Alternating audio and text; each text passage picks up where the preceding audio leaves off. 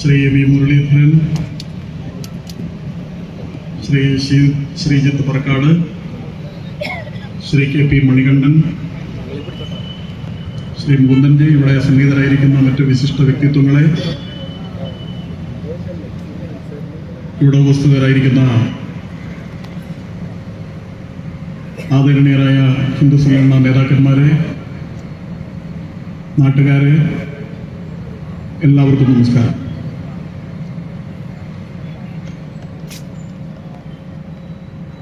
കേരളത്തിൽ എല്ലായിടത്തും താലൂക്ക് അനുസരിച്ച്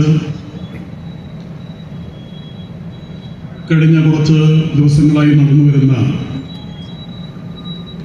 ഹിന്ദു അവകാശ മുന്നേറ്റ യാത്രയുടെ ഭാഗമായാണ് ഇന്ന് ഈ ഗുരുഭവനപുരിയിലും ഈ സന്ധ്യാസമയത്ത് ഇങ്ങനെയൊരു പൊതുയോഗം നടത്തുന്നത്. കേരളത്തിലെ 3000 ഗ്രാമങ്ങളിൽ ചെറുതും വലുതുമായ ഇത്തരം പൊതുയോഗങ്ങൾ വളരെ വ്യാപകമായി തന്നെ നടന്നുകൊണ്ടിരിക്കുകയാണ്.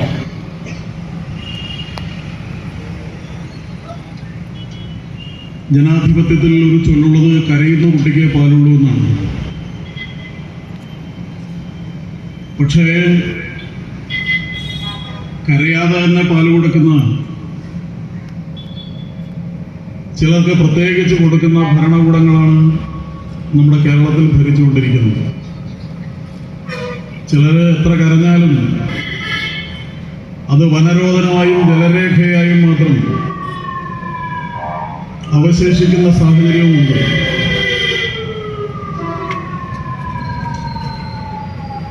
ഇന്ന് പ്രധാനപ്പെട്ട ഒരു വാർത്തയായി പ്രചരിക്കുന്ന ഒരു കാര്യമുണ്ട്.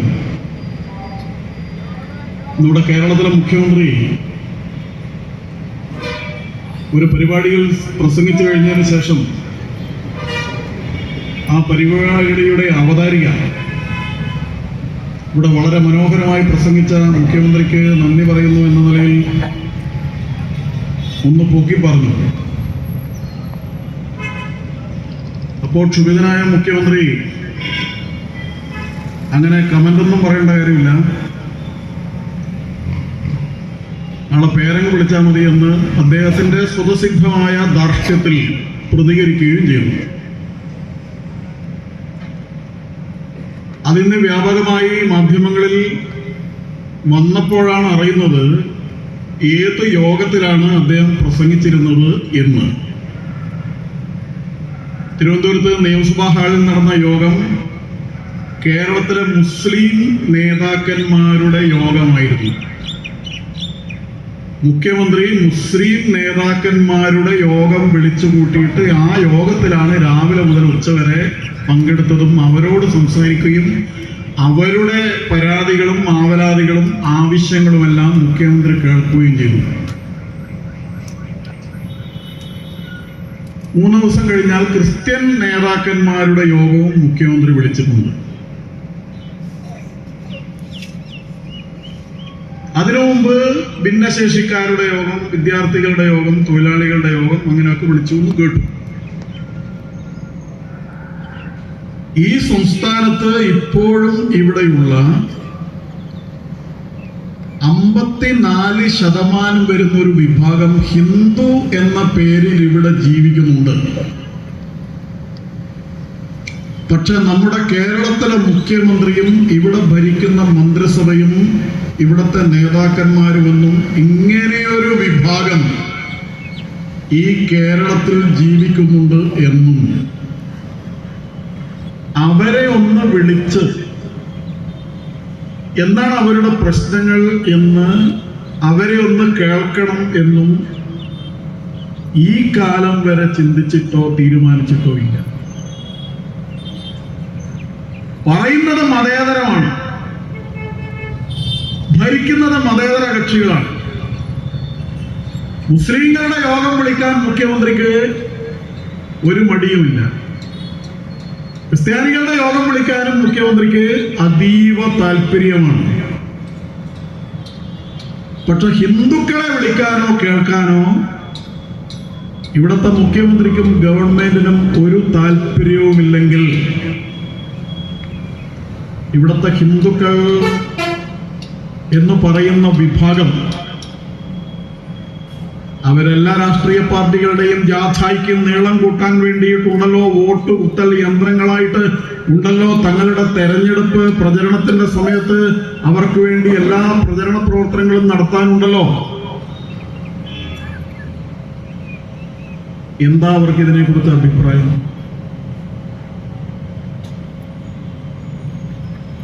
മറ്റ് സമുദായങ്ങൾക്ക് മാത്രമാണോ അവലാതിയുള്ളത്, ആവശ്യങ്ങളുള്ളത്, പ്രശ്നങ്ങളുള്ളത്? ഇത് മതേതരത്വമാണ്. ഹിന്ദുവായി ജനിച്ചുപോയി എന്നതൊരു തെറ്റാണെന്നും അത് അപമാനകരമാണെന്നും ഒരു ഹിന്ദുവിന് തോന്നത്തക്ക രീതിയിലുള്ള മാറ്റി നിർത്തൽ, ഒഴിച്ചു നിർത്തൽ, പുറന്തള്ളൽ ഒരു സമുദായത്തോട് മാത്രം ഉണ്ടാകുന്നത്, ഏകപക്ഷീയമായി നടപ്പാക്കുന്നത്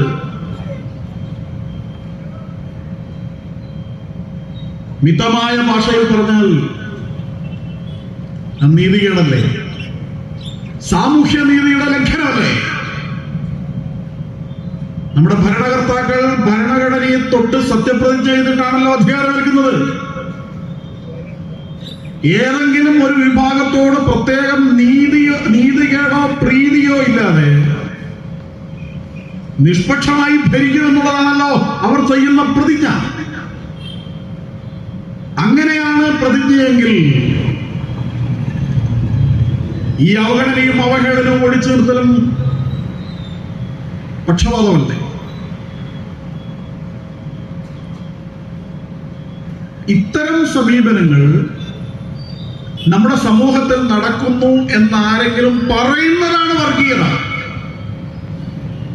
എന്നാണ് ഇവിടെ പ്രചരിപ്പിക്കപ്പെടുന്നത്. ഹിന്ദുക്കൾ പിന്നെ എന്തും സഹിച്ചുകൊള്ളുക. ഇവിടെ കേരളത്തിലെ ഏറ്റവും പ്രധാനപ്പെട്ട, ദക്ഷിണേന്ത്യയിലെ ഏറ്റവും പ്രധാനപ്പെട്ട ഗുരുവായൂർ ക്ഷേത്രമുള്ള സ്ഥലമാണ്. നമ്മുടെ നാട്ടിലെ ഇടത് വലതു മുന്നണികൾക്ക് ഇവിടുത്തെ ഒരു MLA ആകാൻ ഒരു പ്രത്യേക മതവിഭാഗത്തിൽപ്പെട്ട ആളുകളെ പാടുള്ളൂ എന്ന് അവർക്ക് നിർബന്ധമാണ്. ഹിന്ദു ഒരിക്കലും പാടില്ല. ഗുരുവായൂരിന്റെ MLA ആയിട്ട് ഒരു ഹിന്ദു വരാൻ പാടില്ല. ഹിന്ദു അല്ലാത്ത ഒരാൾ മാത്രമേ വരാൻ പാടുള്ളൂ. അത് അങ്ങനെയുള്ള കാര്യം ഉറപ്പുവരുത്താൻ ഇവിടുത്തെ മതേതരക്കാരൊക്കെ വളരെ നന്നായി ശ്രദ്ധിക്കുന്നു. എന്താ അതിന്റെ അർത്ഥം? എന്നിട്ട് അതിന് മതേതരത്വം എന്നാണ് പറയുക.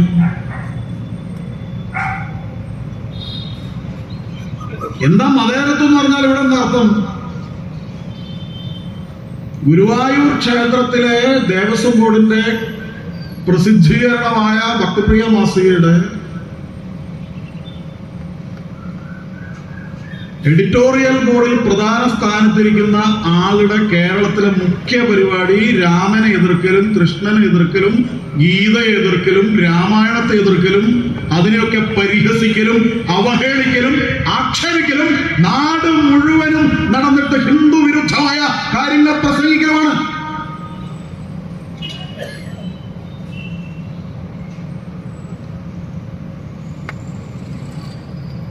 കുറച്ച് ദിവസങ്ങൾക്ക് മുമ്പ് ഒരു പൊതുയോഗത്തിൽ അദ്ദേഹം പറയുകയാണ്, മുസ്ലിങ്ങൾ വിളിച്ചുകൂട്ടിയ ഒരു പൊതുയോഗത്തിൽ പറയുകയാണ്, കഴിഞ്ഞ 75 കൊല്ലമായി 5000 കൊല്ലം മുമ്പ് ഒരാൾ എഴുതിയ കഥയിലെ കഥാപാത്രമായ രാമൻ എന്നു പേരുള്ള കഥാപാത്രത്തിന്റെ ചുറ്റുമാണ് ഇന്ത്യൻ രാഷ്ട്രീയം കറങ്ങിക്കളിക്കുന്നത് എന്ന് പറയുന്ന ആളാണ് ഗുരുവായൂർ ദേവസ്വം ബോർഡിന്റെ ആസ്ഥാന സാഹിത്യ പണ്ഡിതൻ.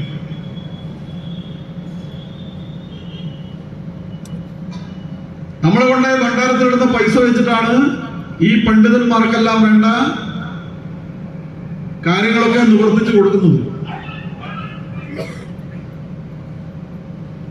പക്ഷെ അവർ മതേതരക്കാരാണ് എന്നാണ് അവര് അവകാശപ്പെടുന്നത്. അപ്പൊ അതുകൊണ്ട് ഹിന്ദുവിന്റെ ഉത്തരവാദപ്പെട്ട സ്ഥാനങ്ങളിൽ അള്ളിപ്പിടിച്ച് കയറി ഹിന്ദുവിനെതിരായി, ഹിന്ദു മൂല്യങ്ങൾക്കെതിരായി, മാനബിന്ദുക്കൾക്കെതിരായി, ആചാരങ്ങൾക്കെതിരായി വിശ്വാസ പ്രമാണങ്ങൾക്കെതിരായി, മൂല്യബോധങ്ങൾക്കെതിരായി നിരന്തരമായി എഴുതുകയും പറയുകയും ചെയ്യുന്ന ആളുകൾ സാംസ്കാരിക നായകന്മാരെന്നും എഴുത്തുകാരെന്നും കൊട്ടിഘോഷിക്കപ്പെടുകയും വാഴ്ത്തിപ്പാടപ്പെടുകയും ആദരിക്കപ്പെടുകയും ചെയ്യുന്ന ഒരു കാലമാണ്. ക്ഷേത്രത്തിൽ പോലും അതാണ് നടക്കുന്നത്.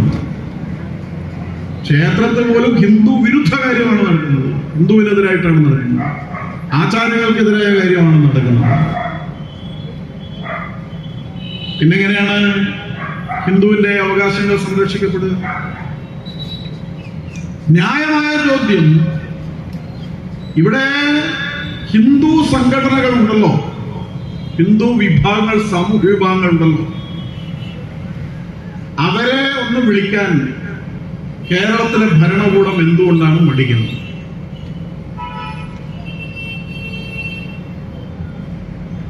അവരെ വിളിക്കാതെ മറ്റുള്ളവരെ വിളിക്കുന്നതിന്റെ ന്യായമല്ല, അത് വ്യക്തമാക്കണം.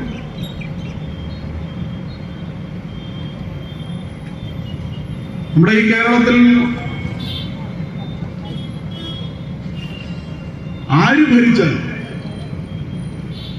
ഒരു വിഭാഗത്തിന് പൂർണ്ണമായും അവഹേളനമാണ് എന്നുള്ള സ്ഥിതിയാണുള്ളത്.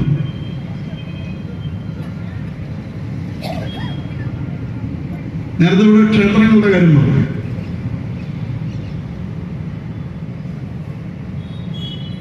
എല്ലാ മതത്തിലും വിശ്വാസികളുണ്ട്, എല്ലാ മതവിഭാഗങ്ങൾക്കും ആരാധനാലയങ്ങളുണ്ട്. മതേതരത്വമാണ് ഇവിടെ ഉള്ളതെന്ന് പറയുന്നു. മതേതരത്വത്തിന്റെ പേരിൽ ആണയിടുന്ന ഭരണകൂടങ്ങൾ എന്തിനാണ് ഒരു പ്രത്യേക വിഭാഗത്തിന്റെ മാത്രം, ഹിന്ദുക്കളുടെ മാത്രം ആരാധനാലയങ്ങൾ കൈപ്പിടിയിൽ ഒതുക്കുന്നത്? പണ്ട് മൺട്രോ സാഹിബിന്റെ കാലത്ത് ബ്രിട്ടീഷുകാർ ഭരിക്കുന്ന സമയത്ത് അവർക്ക് പ്രകടമായി ഉണ്ടായിരുന്ന, അന്നത്തെ ഭരണകൂടത്തിനുണ്ടായിരുന്ന മതപരമായ ഉദ്ദേശം വെച്ചുകൊണ്ട് ക്ഷേത്രങ്ങളെ ഇല്ലാതാക്കാൻ വേണ്ടിയിട്ടും ക്ഷേത്ര സ്വത്തുകൾ കവരാൻ വേണ്ടിയിട്ടുമാണ് അവർ ക്ഷേത്രങ്ങൾ ഏറ്റെടുത്തത്. കേണൽ മൺട്രോവിന്റെ കാലത്ത് വിദേശികൾ ഭരിക്കുന്ന സമയത്താണ് അങ്ങനെ നടന്നത്. പക്ഷെ സ്വാതന്ത്ര്യം കിട്ടിയിട്ടും ഹിന്ദു ക്ഷേത്രങ്ങൾക്ക് മാത്രം സ്വാതന്ത്ര്യം കിട്ടിയില്ല.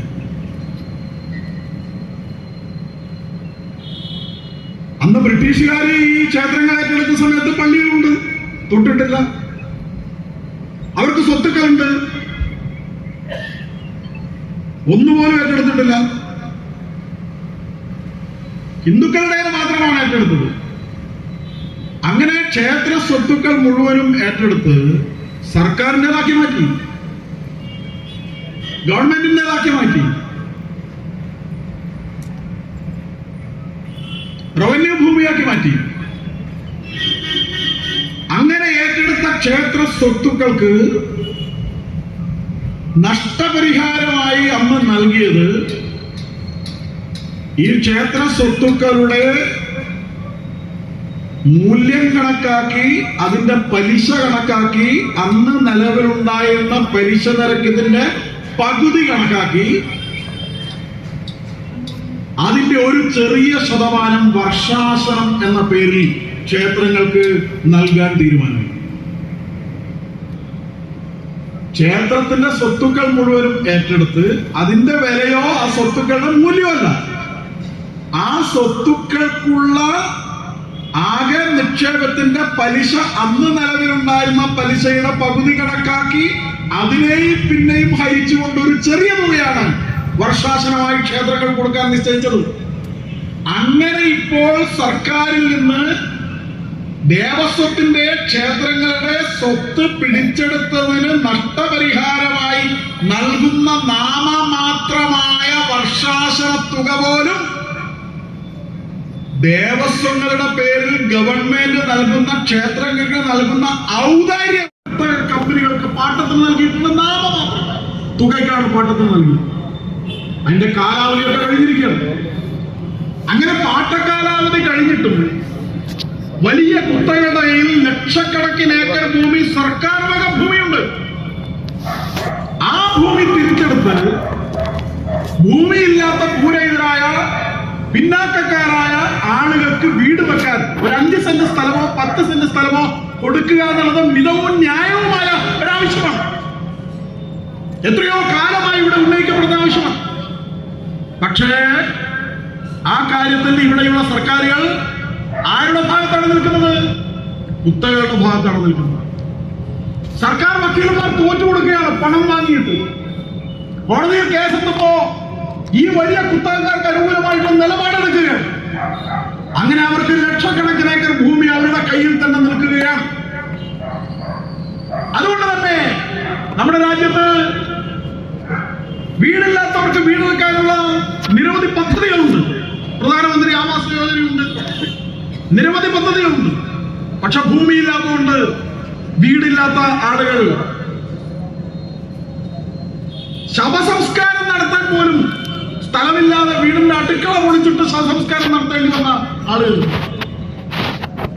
അത്തരം നിരവധി പ്രശ്നങ്ങൾ ഇവിടെയുണ്ട്. അങ്ങനെ ഏറ്റവും പിന്നാക്കക്കാരായിട്ടുള്ള പാവപ്പെട്ട ആളുകളെ അവരുടെ പ്രശ്നങ്ങൾ പരിഹരിക്കാനുള്ള പരിശ്രമങ്ങൾ നിവേദനങ്ങളായി പലതവണ കൊടുത്തിട്ടും അതൊന്നും പരിഹരിക്കാനുള്ള പരിശ്രമമല്ല. കാരണം ഹിന്ദുക്കളെ കേൾക്കേണ്ട കാര്യമില്ല, ഹിന്ദുക്കളുമായി ചർച്ച നടത്തേണ്ട കാര്യമില്ല. ഹിന്ദു സംഘടനകളൊക്കെ എപ്പോഴും ഈ ഭരണക്കാരുടെ കൂടെ കൂടിയിട്ട് അതിന്റെ നേതാക്കന്മാരൊക്കെ, പിന്നാക്ക സംഘടന എന്നൊക്കെ പറഞ്ഞ കുറെ സംഘടനകളുണ്ട്, അതിന്റെ നേതാക്കന്മാരൊക്കെ അവർക്ക് അനുകൂലമായ നിലപാടെടുക്കുമെന്ന് അവർ ഉറപ്പുണ്ട്. അതുകൊണ്ട് ഈ പറയുന്ന കാര്യങ്ങളൊന്നും അവർ ശ്രദ്ധിക്കുന്നില്ല, അവർക്ക് കേൾക്കേണ്ട കാര്യമില്ല എന്ന അവസ്ഥയാണ് നിലവിലുള്ളത്. നമ്മുടെ നാട്ടിൽ സാമൂഹ്യമായി പിന്നാക്കം നിൽക്കുന്ന വിഭാഗങ്ങളുടെ ന്യായമായ അവകാശങ്ങൾ കേൾക്കാൻ സർക്കാർ തയ്യാറാകണം എന്നുള്ളതുണ്ട്. അവ പരിഹരിക്കണം എന്നുള്ളതും ഹിന്ദു അവകാശ മുന്നേറ്റ യാത്രയുടെ ഏറ്റവും പ്രധാനപ്പെട്ട ഒരു ആവശ്യമാണ്. അതാണ് സാമൂഹ്യ നീതി ഉറപ്പുവരുത്തണം എന്ന് പറയുന്നില്ല. സർക്കാർ കുറെ ഫണ്ട് ചെലവഴിക്കുന്നു. വളരെ വിചിത്രമാണ് ഈ മതേതര നാട്ടിലെ കാര്യങ്ങൾ. ഇവിടെ പല സ്ഥലത്തും തൊഴിൽ പരിശീലന പരിപാടികൾ നടക്കുന്നുണ്ട്. സ്കിൽ ഡെവലപ്മെന്റ് സെന്റേഴ്സ്, അതിന് ദീനദയാൽ ഉപാധ്യായയുടെ പേരിൽ കേന്ദ്ര ഗവൺമെന്റ് ഫണ്ടാണ്. പക്ഷെ കേരളത്തിലെത്തുമ്പോൾ അതിന്റെ അവസ്ഥ എന്താണെന്ന് അറിയാം. അതിന്റെ ഗുണഭോക്താക്കളായ തെരഞ്ഞെടുക്കുന്നതിൽ 65% ന്യൂനപക്ഷങ്ങളാണ്. 54% ഹിന്ദുക്കളുണ്ട്. ആ ഹിന്ദുക്കൾക്കെല്ലാം ഭൂരിപക്ഷം കൊടുക്കുന്നത് 65% ന്യൂനപക്ഷങ്ങളായിരിക്കണമെന്ന് നിർബന്ധമാണ്. ഇവിടെ സർക്കാർ നേരിട്ട് നടത്തുന്ന പലതരത്തിലുള്ള പരിശീലന കേന്ദ്രങ്ങളുണ്ട്. സിവിൽ സർവീസ് പരിശീലന കേന്ദ്രങ്ങളുണ്ട്. IAS, IPS ഒക്കെ പരീക്ഷ എഴുതാൻ വേണ്ടി പ്രാപ്തരാക്കുന്ന പരിശീലന കേന്ദ്രങ്ങൾ സർക്കാർ നടത്തുന്നുണ്ട്. അതിൽ പലതിലും എഴുതി വെച്ചിരിക്കുന്നത് മുസ്ലിങ്ങൾക്ക് മാത്രമേ പ്രവേശനം ഉണ്ടാവുന്നു. അവിടെ ഒരു പട്ടികജാതിക്കാരൻ കയറിയിരുന്നാൽ അവരെ പുറത്താക്കും. സർക്കാരിന്റെ ഫണ്ടാണ്, തീർത്തും സർക്കാരിന്റെ ഫണ്ടാണ്. പക്ഷെ അവിടെ പാവപ്പെട്ട ഒരു ഹിന്ദു അവിടെ കയറിയിരുന്നാൽ തൊട്ടുകൂടാത്തവൻ, തീണ്ടിക്കൂടാത്തവൻ, ദൃഷ്ടിയിൽപ്പെട്ടാൽ ദോഷമുള്ളവൻ പുറത്ത്. അവന് സിവിൽ സർവീസ് പാടില്ല, അവനതിന് അവകാശമില്ല, അവൻ IAS-ലേക്ക് പോകാൻ പാടില്ല. അതൊക്കെ ന്യൂനപക്ഷങ്ങൾക്ക് സംവരണമാണ്, അവർക്ക് മാത്രമേ പ്രവേശനമുള്ളൂ എന്ന് ഇവിടെ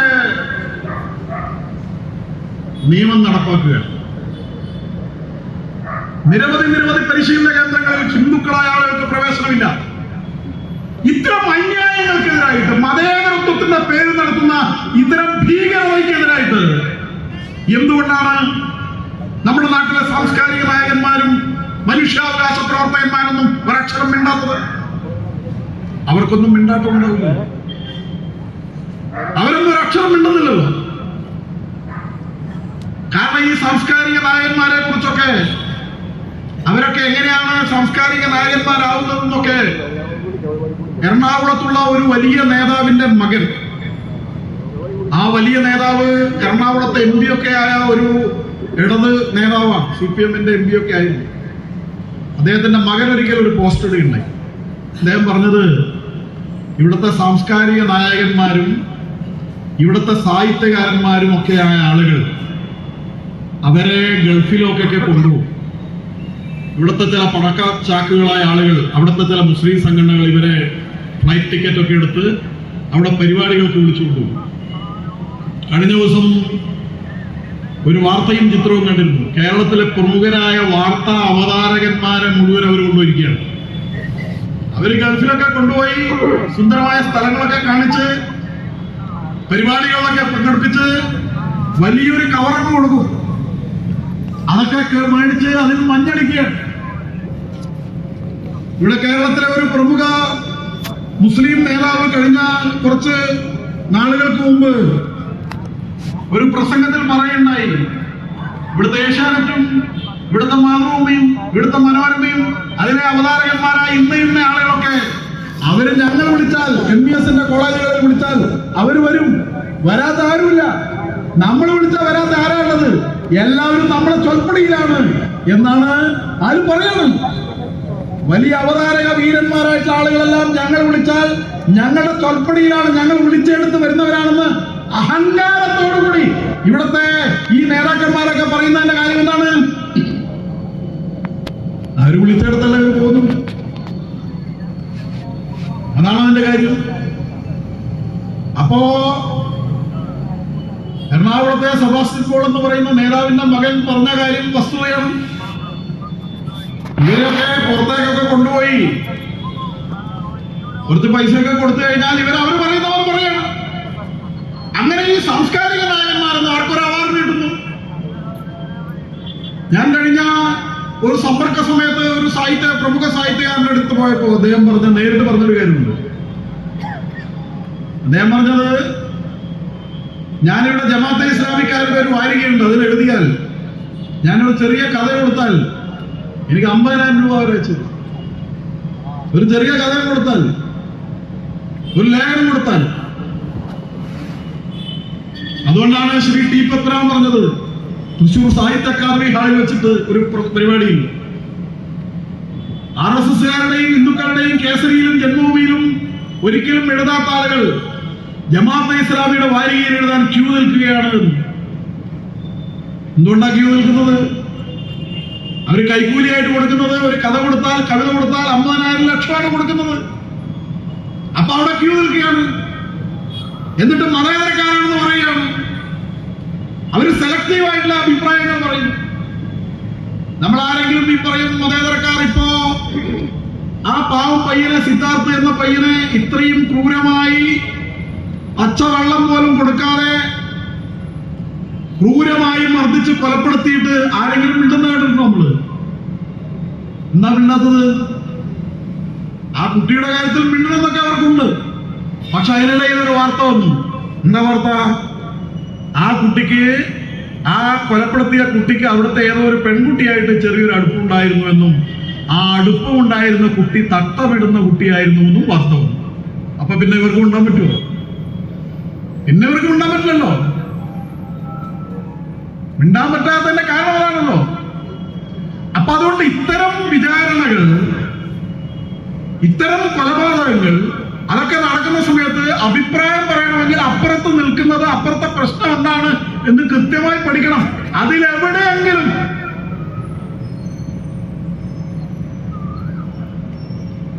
ഒരു തരത്തിലും തങ്ങൾ വിമർശിച്ചുകൂടാത്ത വിഭാഗങ്ങളുമായി ബന്ധപ്പെട്ട എന്തെങ്കിലും കാര്യങ്ങളുണ്ടെങ്കിൽ ഇവരൊന്നും മിണ്ടില്ല, മെഴുകുതിരി കത്തിക്കില്ല, പ്രതിഷേധം പ്രകടിപ്പിക്കില്ല, പ്രസ്താവനയിൽ ഒപ്പിട്ട് കൊടുക്കില്ല എന്നുള്ളത് നിശ്ചയമാണ്. അപ്പൊ അതുകൊണ്ട് നമ്മുടെ നാട് മെല്ലെ മെല്ലെ മെല്ലെ നമ്മുടെ നാട്ടിലെ അഭിപ്രായ രൂപീകരണം നടത്തുന്ന ആളുകളെല്ലാം ഒരു കൂട്ടർ വിലക്കെടുത്തിരിക്കുകയാണ്. പണം കൊണ്ട് വിലക്കെടുത്തിരിക്കുകയാണ്. ആ പണത്തിന്റെ ബലത്തിൽ പരിപൂർണമായും അവരെയൊക്കെ അടക്കി വെച്ചിരിക്കുകയാണ്. അതുകൊണ്ടാണ് ഇത്തരം നീതി നിഷേധങ്ങൾക്കെതിരായിട്ട്, സാമൂഹ്യ നീതി നിഷേധങ്ങൾക്കെതിരായി അവരൊന്നും മിണ്ടാത്തത്. വിധവകളായ ആളുകൾക്ക് വീട് വെക്കാൻ ഇവിടെ ധനസഹായം കൊടുക്കുന്നുണ്ട്. പക്ഷെ അത് ഹിന്ദുക്കൾ വിധവകളായാൽ അത് കിട്ടില്ല, മറ്റുള്ള മതക്കാർ വിധവകളായാലേ കിട്ടും. എത്ര പച്ചയായിട്ടുള്ള വർഗീയതയാണത്, പ്രീണനമാണത്, പക്ഷപാതപരമായിട്ടുള്ള നിലപാടാണത്. വിധവകൾ എല്ലാവരുടെയും വിധവകളുടെ വേദന ഒരുപോലെയല്ലേ? ഹിന്ദു സ്ത്രീ വിധവയായാൽ, അയാളുടെ ഭർത്താവ് നഷ്ടപ്പെട്ടു പോയാൽ ആ വേദനയും മുസ്ലിമിന്റെയും ക്രിസ്ത്യാനിയുടെയും വേദനയും തമ്മിൽ വിധവകളുടെ പ്രശ്നങ്ങൾ ഒരുപോലെയല്ലേ? അതെന്തിനാ മതം നോക്കിയിട്ട് അവർക്ക് ആനുകൂല്യം കൊടുക്കുന്നത്? അപ്പൊ ഇവിടെ ആനുകൂല്യങ്ങൾ കൊടുക്കുന്നത്, ഭരണത്തിന്റെ ആനുകൂല്യങ്ങൾ നൽകുന്നതൊക്കെ ഈ നിലയിലാണ് എന്നുള്ളതാണ് അവസ്ഥ. വിദ്യാഭ്യാസ വകുപ്പ് കാലാകാലങ്ങളായി ഭരിച്ച നമ്മുടെ നാട്ടിൽ എന്തൊക്കെയാണ് ഇവിടെ നടപ്പാക്കിയത് എന്നുള്ളതിന്റെ വിശദാംശങ്ങളിലേക്ക് ഞാൻ പോകുന്നില്ല. അങ്ങനെയാണല്ലോ ഇതൊക്കെ വരുന്നത്. ഞങ്ങളുടെ നാട്ടിലൊക്കെ ഗവൺമെന്റ് സ്കൂളുകളുടെ പേര് മാപ്പിള സ്കൂൾ എന്നാണ്. പല സ്ഥലത്തും government Mappila school, Mappila government school എന്നും. ഇപ്പൊ ചിലത് അതിശക്തമായ വികാരം പ്രചരണം ഉണ്ടായതോടെ ചിലതിന്റെ പേര് മാറ്റിയിട്ടുണ്ട്, പലതും ഇപ്പോഴും. എന്താ മാനാണെന്നറിയോ? 50% മുസ്ലിം കുട്ടികളുണ്ടെങ്കിൽ ഗവൺമെന്റ് മാപ്പിള സ്കൂൾ, എന്നാൽ 100% ഹിന്ദു കുട്ടികളുണ്ടെങ്കിൽ ഹിന്ദു സ്കൂളാണോ? അത് പറ്റില്ല. അത് അതേതല്ല, അത് ഭയങ്കര വർഗീയതയല്ലേ? 50% മുസ്ലിം കുട്ടികളാണെങ്കിൽ വെള്ളിയാഴ്ച അവധി, 10:30 ക്ലാസ് കൊടുക്കണം. എന്താ മദ്രസയിൽ നിന്ന് കുട്ടികൾ വീട്ടിൽ വരണം? ഹിന്ദു കുട്ടികൾക്ക് അമ്പലത്തിൽ പോകണോ? അതിന്റെ കാര്യമില്ലല്ലോ. ഹിന്ദു കുട്ടികൾക്ക് ക്ഷേത്രത്തിലൊന്നും പോകേണ്ട കാര്യമില്ലല്ലോ. അവധിയുണ്ടോ? ഇല്ല. ഉച്ചയ്ക്ക് കൂടുതൽ സമയം കൊടുക്കോ? ഒന്ന് പോയി തൊഴാൻ? ഇല്ല. അങ്ങനെ പോയിട്ട് കുട്ടിയൽപ്പം വൈകിട്ടുണ്ടെങ്കിലോ അവൻ ക്ലാസ്സിൽ പുറത്താണ്.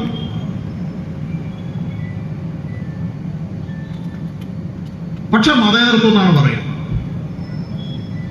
പല സ്ഥലങ്ങളിലും അവധി പോലും 1 മാസം റംസാൻ മാസം അവധി, വെക്കേഷൻ 2 മാസമുള്ളൂ. 1 മാസം മെയ്, 1 മാസം റംസാൻ മാസം. വെക്കേഷനിൽ 2 മാസം അവധി കൊടുക്കുന്നത് 2 സമയത്തായിട്ട് കൊടുക്കുമായിരുന്നു. ഇപ്പൊ കൊടുക്കുന്ന സ്ഥലങ്ങളുണ്ട്. മതേതരത്വമാണ്. എന്താ കുട്ടിയോട് പറയുന്നത്? എന്താ നടപ്പാക്കുന്ന വിദ്യാഭ്യാസത്തിലൂടെ? 50% കുട്ടികൾ കൂടുതലായാൽ സാധാരണ സ്കൂൾ മാപ്പിള സ്കൂൾ ആവുമെങ്കിൽ 50%-ൽ കൂടുതൽ ആളുകൾ നിങ്ങളായാൽ നിങ്ങൾക്ക് ഈ നാട് മാപ്പിളസ്ഥാനാക്കി തരുമെന്ന ഓഫറാണ് വിദ്യാലയത്തിലൂടെ, വിദ്യാഭ്യാസ സമ്പ്രദായത്തിലൂടെ നടപ്പാക്കിക്കൊണ്ടിരിക്കുന്നത്. അങ്ങനെ പ്രോത്സാഹനം കൊടുക്കുകയാണ്, എണ്ണം വേഗം വർദ്ധിപ്പിക്കാൻ വേണ്ടിയിട്ടുള്ള പ്രചോദനം നൽകുകയാണ്, പ്രോത്സാഹനം നൽകുകയാണ്. പെട്ടെന്ന് തന്നെ മാപ്പിളസ്ഥാനാക്കാമെന്നുള്ളതാണ്. പക്ഷെ ഇതൊക്കെ മതേതരത്വത്തിന്റെ പേരിലാണ് നടപ്പാക്കുന്നത് എന്ന് നമ്മൾ വിശ്വസിക്കണം എന്നുള്ളതാണ്. ഇതൊക്കെ എന്ന് പറഞ്ഞു കഴിഞ്ഞാൽ ഇത് ചെയ്യാം. പക്ഷെ ഇത് പറഞ്ഞാൽ വലിയ വർഗീയതയാണ്, പറയുന്നവൻ ഫാസിസ്റ്റാണ് എന്നതാണ് ഇവിടുത്തെ പ്രചരണത്തിന്റെ തന്ത്രം. എന്തിനാണ് ഹിന്ദുവിനോട് മാത്രം ഇത്ര പകയോടുകൂടി, ഹിന്ദുവിനോട് മാത്രം ഇത്ര വിവേചനത്തോടുകൂടി ഇവിടുത്തെ ഭരണകൂടങ്ങൾ പെരുമാറുന്നത് എന്നത് വ്യക്തമാക്കുന്നു. നമ്മുടെ ഈ നാട്ടിൽ വലിയ മതേതരത്വത്തിന്റെ അപ്പോസ്തലന്മാരായ ആളുകളുണ്ട്. കഴിഞ്ഞ ദിവസം ഇവിടെ ഒരു മതേതര പാർട്ടി, ഇവിടെ മതേതര പാർട്ടി മുസ്ലിം ലീഗ് മതേതര പാർട്ടിയാണെന്ന് അവർ പറയുന്നത്. മുസ്ലിം ലീഗ് എന്നാണ് പേര്, പക്ഷെ അവർ പറയുന്നത് മതേതര പാർട്ടി എന്നാണ്. ഈ അടുത്തുവരെ അവരുടെ ഭരണഘടനയിൽ എഴുതി വെച്ചിട്ടുണ്ട് മുസ്ലിം അല്ലാത്ത ആൾക്ക് ശാഖാ ഭാരവാഹിത്വം പോലും മുസ്ലിം അല്ലാത്ത ആൾക്ക് കൊടുക്കാൻ പാടില്ല എന്ന്. അങ്ങനെയുള്ള ഒരു പാർട്ടി, ആ പാർട്ടി ഭരിക്കുന്ന മലപ്പുറം ജില്ലാ പഞ്ചായത്ത്, ആ മലപ്പുറം ജില്ലാ പഞ്ചായത്ത് നമ്മുടെ പൊതു ഫണ്ടിൽ നിന്ന്, ജില്ലാ പഞ്ചായത്തിന്റെ ഫണ്ടിൽ നിന്ന് കോടിക്കണക്കിന് രൂപ നീക്കി വെച്ചിരിക്കുന്നു. വാരിയംകുന്നത്ത് കുഞ്ഞാമുഹമ്മദ് ഖാജിക്കും ആലി മുസ്ലിയാർക്കും സ്മാരകം പണിയാൻ വേണ്ടിയിട്ട് സ്ഥലം വാങ്ങാനും കെട്ടിടമെടുക്കാനും ജില്ലാ പഞ്ചായത്തിന്റെ ഫണ്ട് മാറ്റി വെച്ചു. ആ ഫണ്ടിൽ കൊടുക്കുന്ന നികുതി കൊടുക്കുന്നവരിൽ ഈ വാരിയംകുന്നന്റെ നേതൃത്വത്തിലുള്ള മുസ്ലിം കാപാലികന്മാർ വീടാന്തരം നടന്ന് ഏറനാട്ടിലും വള്ളുവനാട്ടിലും ആ പഴയ മലപ്പുറം ജില്ലയിലെ ഭാഗങ്ങളിൽ കൊന്നൊടുക്കിയ 10,000 ഹിന്ദുക്കളുണ്ട്. അവരിൽ എല്ലാ ജാതിയിലുംപ്പെട്ട ഹിന്ദുക്കളുണ്ട്.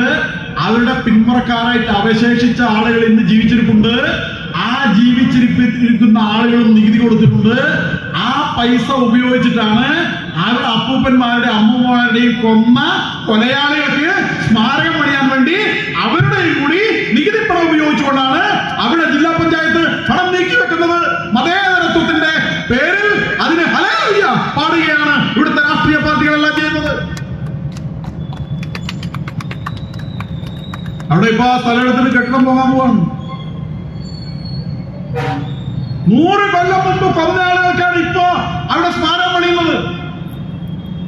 ഈ 100 കൊല്ലം പോലെ അത് പണിയാൻ ഒരാൾക്ക് ധൈര്യം ഉണ്ടായിരുന്നില്ല. കാരണം അവിടുത്തെ ഹിന്ദുക്കളുടെ മാത്രമല്ല എല്ലാവരുടെ ഉള്ളിൽ അവര് നടത്തിയ കലാപത്തിന്റെ കൊള്ളയുടെ ഭീകരമായ ചിത്രമുണ്ട്. എന്ത് കുറ്റം ചെയ്തിട്ടാ, എന്ത് പാപം ചെയ്തിട്ടാ? സ്ത്രീകൾ ഓരോ സ്ഥലത്ത് തടിച്ചുകൂടിയിട്ട് ഹാലിളകിയിട്ട് ബ്രിട്ടീഷുകാരുമായിട്ടുള്ള പ്രശ്നം ഉണ്ടെങ്കിൽ ബ്രിട്ടീഷുകാർക്ക് നേരെയല്ല, ഹിന്ദുക്കളെയാണ് വന്നു കൊടുക്കുന്നത്. 10,000 ആളുകളെ വന്നത്, 50,000-ത്തിലധികം ആളുകളെയാണ് ആട്ടി ഓടിച്ചത് അഭയാർത്ഥികളായിട്ട്. ആയിരക്കണക്കിന് വീടുകളെ തകർത്തത്, 100 കണക്കിന് ക്ഷേത്രങ്ങളെ തകർത്തത്, 100 കണക്കിന് സ്ത്രീകളുടെ മാനഭംഗം ചെയ്തിട്ടുണ്ട്. ഈ കിരാതമായ നടപടികൾ നടത്തിയ ആളുകളെയാണ് ഗാന്ധിജി ഏറ്റവും വലിയ പാപം എന്ന് വിശേഷിപ്പിച്ച കാര്യത്തെയാണ് അംബേദ്കർ അതിനെക്കുറിച്ച് എഴുതിയിട്ടുണ്ട്. അവിടെ കണ്ട് ഭ്രാന്താണ് എന്ന് പറഞ്ഞിട്ടുണ്ട്. ചെയ്ത കാര്യങ്ങളൊക്കെ അംബേദ്കർ പറഞ്ഞിട്ടുണ്ട്. കിണറിൽ തൂറുപോലുള്ള സ്ഥലങ്ങളിലുള്ള കിണറുകളിൽ 100 കണക്കിന് ആളുകളെ തല വെട്ടി കൊന്നിട്ടുള്ള ആ ഹത്യാകാണ്ഡമുണ്ട്. ഇതെല്ലാം എഴുതി വെച്ചിട്ടുണ്ട്. അന്നത്തെ KPCCയുടെ സെക്രട്ടറി ആയിട്ടുള്ള മാധവൻ നായർ മാപ്പിള കലാപം എന്ന പുസ്തകത്തിലുണ്ട്. നേരിട്ട് കണ്ടതാണ്, കോൺഗ്രസ് നേതാവാണ്. ഈ ഖാലിസ്ഥാൻ സമ്മേളന ആ സമരത്തിന്റെ നായകനായിരുന്നു. കണ്ട കാര്യം എഴുതി വെച്ചിട്ടുണ്ട്. മാതൃഭൂമി പ്രസിദ്ധീകരിച്ച പുസ്തകത്തിൽ ഇതെല്ലാം ഉണ്ട്. പക്ഷെ എന്നിട്ട് ഈ കൊലയാളികൾക്ക് അവിടെ വലിയ സ്മാരകം ഉയരാൻ പോവുകയാണ്. ആരോ ഉയർത്തുന്നത്? മതേതരത്വത്തിന്റെ നടുനായകനായ പാണക്കാട് തങ്ങളുടെ നേതൃത്വത്തിലുള്ള മുസ്ലിം ലീഗാണ് അത് ചെയ്യുന്നത്. എന്നിട്ട് അതിന്റെ യുവജന സംഘടനയുടെ സംസ്ഥാന അധ്യക്ഷൻ ഈയിടെ പ്രസംഗിച്ചിരിക്കുകയാണ്. എന്താ പ്രസംഗിച്ചത് അയോധ്യയിൽ അവിടെ ഇപ്പോൾ നിങ്ങൾ ക്ഷേത്രം എടുത്തിട്ടുണ്ടല്ലോ, ആ ക്ഷേത്രത്തിലെ രാമൻ അത് പള്ളിപ്പറമ്പിൽ രാമനാണ്, PP രാമൻ പ്രസംഗിക്കുകയാണ്. അത് പള്ളിപ്പറമ്പിൽ രാമനാണ്, PP രാമൻ എന്നാണ് പേര്. ആ പള്ളിപ്പറമ്പിൽ രാമന് വേണ്ടി നിങ്ങളെടുത്ത ആ ക്ഷേത്രം, ആ ക്ഷേത്രത്തിൽ ഞങ്ങൾ ഒരിക്കൽ നിസ്കരിക്കുക തന്നെ ചെയ്യും. ഞങ്ങൾ വാര്യംകുന്നിന്റെ പിന്മുറക്കാരാണ് പറയുന്നതെന്ന് പറഞ്ഞു. വാര്യംകുന്നിന്റെ പിന്മുറക്കാരാണ് പറയുന്നത്. പള്ളിപ്പറമ്പിൽ രാമന്റെ പേരിൽ നിങ്ങൾ എടുത്തിരിക്കുന്ന അമ്പലത്തിൽ വന്ന് ഞങ്ങൾ ഒരിക്കൽ നിസ്കരിക്കുക തന്നെ ചെയ്യും. കോൺഗ്രസിന്റെ ആദരണീയ സഖ്യകക്ഷിയാണ് മുസ്ലിം ലീഗ്. മാർക്സിസ്റ്റ് പാർട്ടി ആ ലീഗിനെ കിട്ടാൻ വേണ്ടിയാണ് മുഹബത്തുമായിട്ട് പിറകിൽ ഇങ്ങനെ ഈ മൊഞ്ചത്തിയെ പിടിക്കാൻ വേണ്ടിയിട്ട് നടക്കുന്നത്. കുറെ കാലമായിട്ട് പിടി വലിയാണ് ഈ ലീഗിനെ രണ്ടുപേരും അപ്പുറത്തും ഇപ്പുറത്തും നിന്നിട്ട്. ആ മുസ്ലിം ലീഗാണ് രാജ്യത്തെ മതത്തിന്റെ പേരിൽ വെട്ടിമുറിച്ച മുസ്ലിം ലീഗാണ്. ഈ മാതൃഭൂമിയെ വെട്ടിമുറിച്ചിട്ട് തങ്ങൾക്ക് വേറൊരു രാജ്യം വേണമെന്ന് പറഞ്ഞ് രാജ്യവും കണക്കും അധികാരവും ഭൂമിയും എല്ലാം വാങ്ങിപ്പോയ മുസ്ലിം ലീഗിനെയാണ്. ആ മുസ്ലിം ലീഗിന്റെ അതേ പിന്മുറക്കാരെയാണ് കൂട്ടുപിടിച്ചിട്ട് ഇവരിപ്പോൾ അവർക്ക് മതേതരത്വ പട്ടൊക്കെ ചാർത്തി നെറ്റിപ്പട്ടൊക്കെ കെട്ടി എഴുന്നള്ളിച്ച് തങ്ങളുടെ കൂട്ടത്തിൽ ഇരുത്തിയിട്ട് ഇത്തരം പ്രകോപനങ്ങളൊക്കെ പറയുകയും പ്രസംഗിക്കുകയും വെല്ലുവിളിക്കുകയും ഒക്കെ ചെയ്യുന്ന ആളുകളെ അവർക്ക് വോട്ട് ചെയ്യുന്നത്, അവർക്ക് പിന്തുണ കൊടുക്കുന്നത്, അവർ മതേതരക്കാരാണെന്ന് പറയുന്നത് വർഗീയവാദികൾ ആരാ ഇവിടെ? ഹിന്ദുക്കൾ മാത്രം. ഹിന്ദുക്കൾക്ക് വേണ്ടി പറയുന്ന ആളുകൾ മാത്രമാണ് വർഗീയവാദികൾ. അയോധ്യയിലെ കാര്യം എന്താണെന്ന് ഞാൻ പറഞ്ഞില്ല. ഇവിടെ സമസ്ത എന്ന് പറഞ്ഞിട്ടൊരു മതസംഘടനയുണ്ട്. ആ മതസംഘടനകൾക്ക് ഒരു പത്രമുണ്ട് സംഘടനയ്ക്ക്. ആ പത്രം ഒരു മുഖപ്രസംഗം എഴുതി. ആ മുഖപ്രസംഗത്തിൽ ഒരു മതസംഘടന എന്നൊക്കെ പറഞ്ഞാൽ നമ്മൾക്ക് ആ സംഘടനയെ കുറിച്ചൊക്കെ ഒരു ബഹുമാനമൊക്കെ ഉണ്ടാവുമല്ലോ. ആ പത്രത്തിൽ എഴുതിയത് ബാബരി മസ്ജിദ് തകർത്തയിടത്ത് നടക്കുന്ന ക്ഷേത്രത്തിന്റെ പ്രാണപ്രതിഷ്ഠക്ക് പോകാൻ തയ്യാറാകുന്ന കോൺഗ്രസ്സുകാരെ നമ്മളൊന്ന് കാണണം എന്നൊരു ഭീഷണി അങ്ങ് എഴുതി. പ്രാണപ്രതിഷ്ഠക്ക് ക്ഷണിച്ചപ്പോഴാണ്, സോണിയാഗാന്ധിയെയും നേതാക്കളെയൊക്കെ ക്ഷണിച്ചപ്പോഴാണ് ഇവർ ഈ മുഖപ്രസംഗം ഇടുന്ന് എഴുതിയത്. കോൺഗ്രസ് 2-3 ആഴ്ചക്കാലം ചർച്ച ചെയ്തു, പോണോ പോണ്ടയോ എന്ന് ചർച്ച ചെയ്തു. അവസാനം ഉറപ്പായിട്ട് അവർ തീരുമാനിച്ചു, പോണ്ട. ഞാനൊരു കോൺഗ്രസ് നേതാവിനോട് ചോദിച്ചു, എന്താ അങ്ങനെ ഒരു തീരുമാനം എടുത്തത്, അത് വലിയ നഷ്ടം ഉണ്ടാക്കില്ലേ കോൺഗ്രസിന്? അപ്പൊ അയാൾ പറഞ്ഞു, കോൺഗ്രസിന് നഷ്ടം ഉണ്ടാക്കുമായിരിക്കും, പക്ഷെ രാഹുൽ ഗാന്ധി ജയിക്കണമെങ്കിൽ വയനാടല്ലാണ്ട് വേറെ എവിടെയും മത്സരിക്കുക. വയനാട് ലീഗ് പിന്തുണച്ചിട്ടില്ലെങ്കിൽ രാഹുൽ ഗാന്ധി എങ്ങനെ ജയിക്കുക എന്നാണ് എന്നെ ചോദിച്ചത്. എന്നിട്ട് എന്നോട് മെല്ലെ ചോദിക്കുക, നിങ്ങൾ ജയിക്കുമോ അമേഠിയിൽ രാഹുൽ ഗാന്ധിയെ ജയിപ്പിക്കുമോ?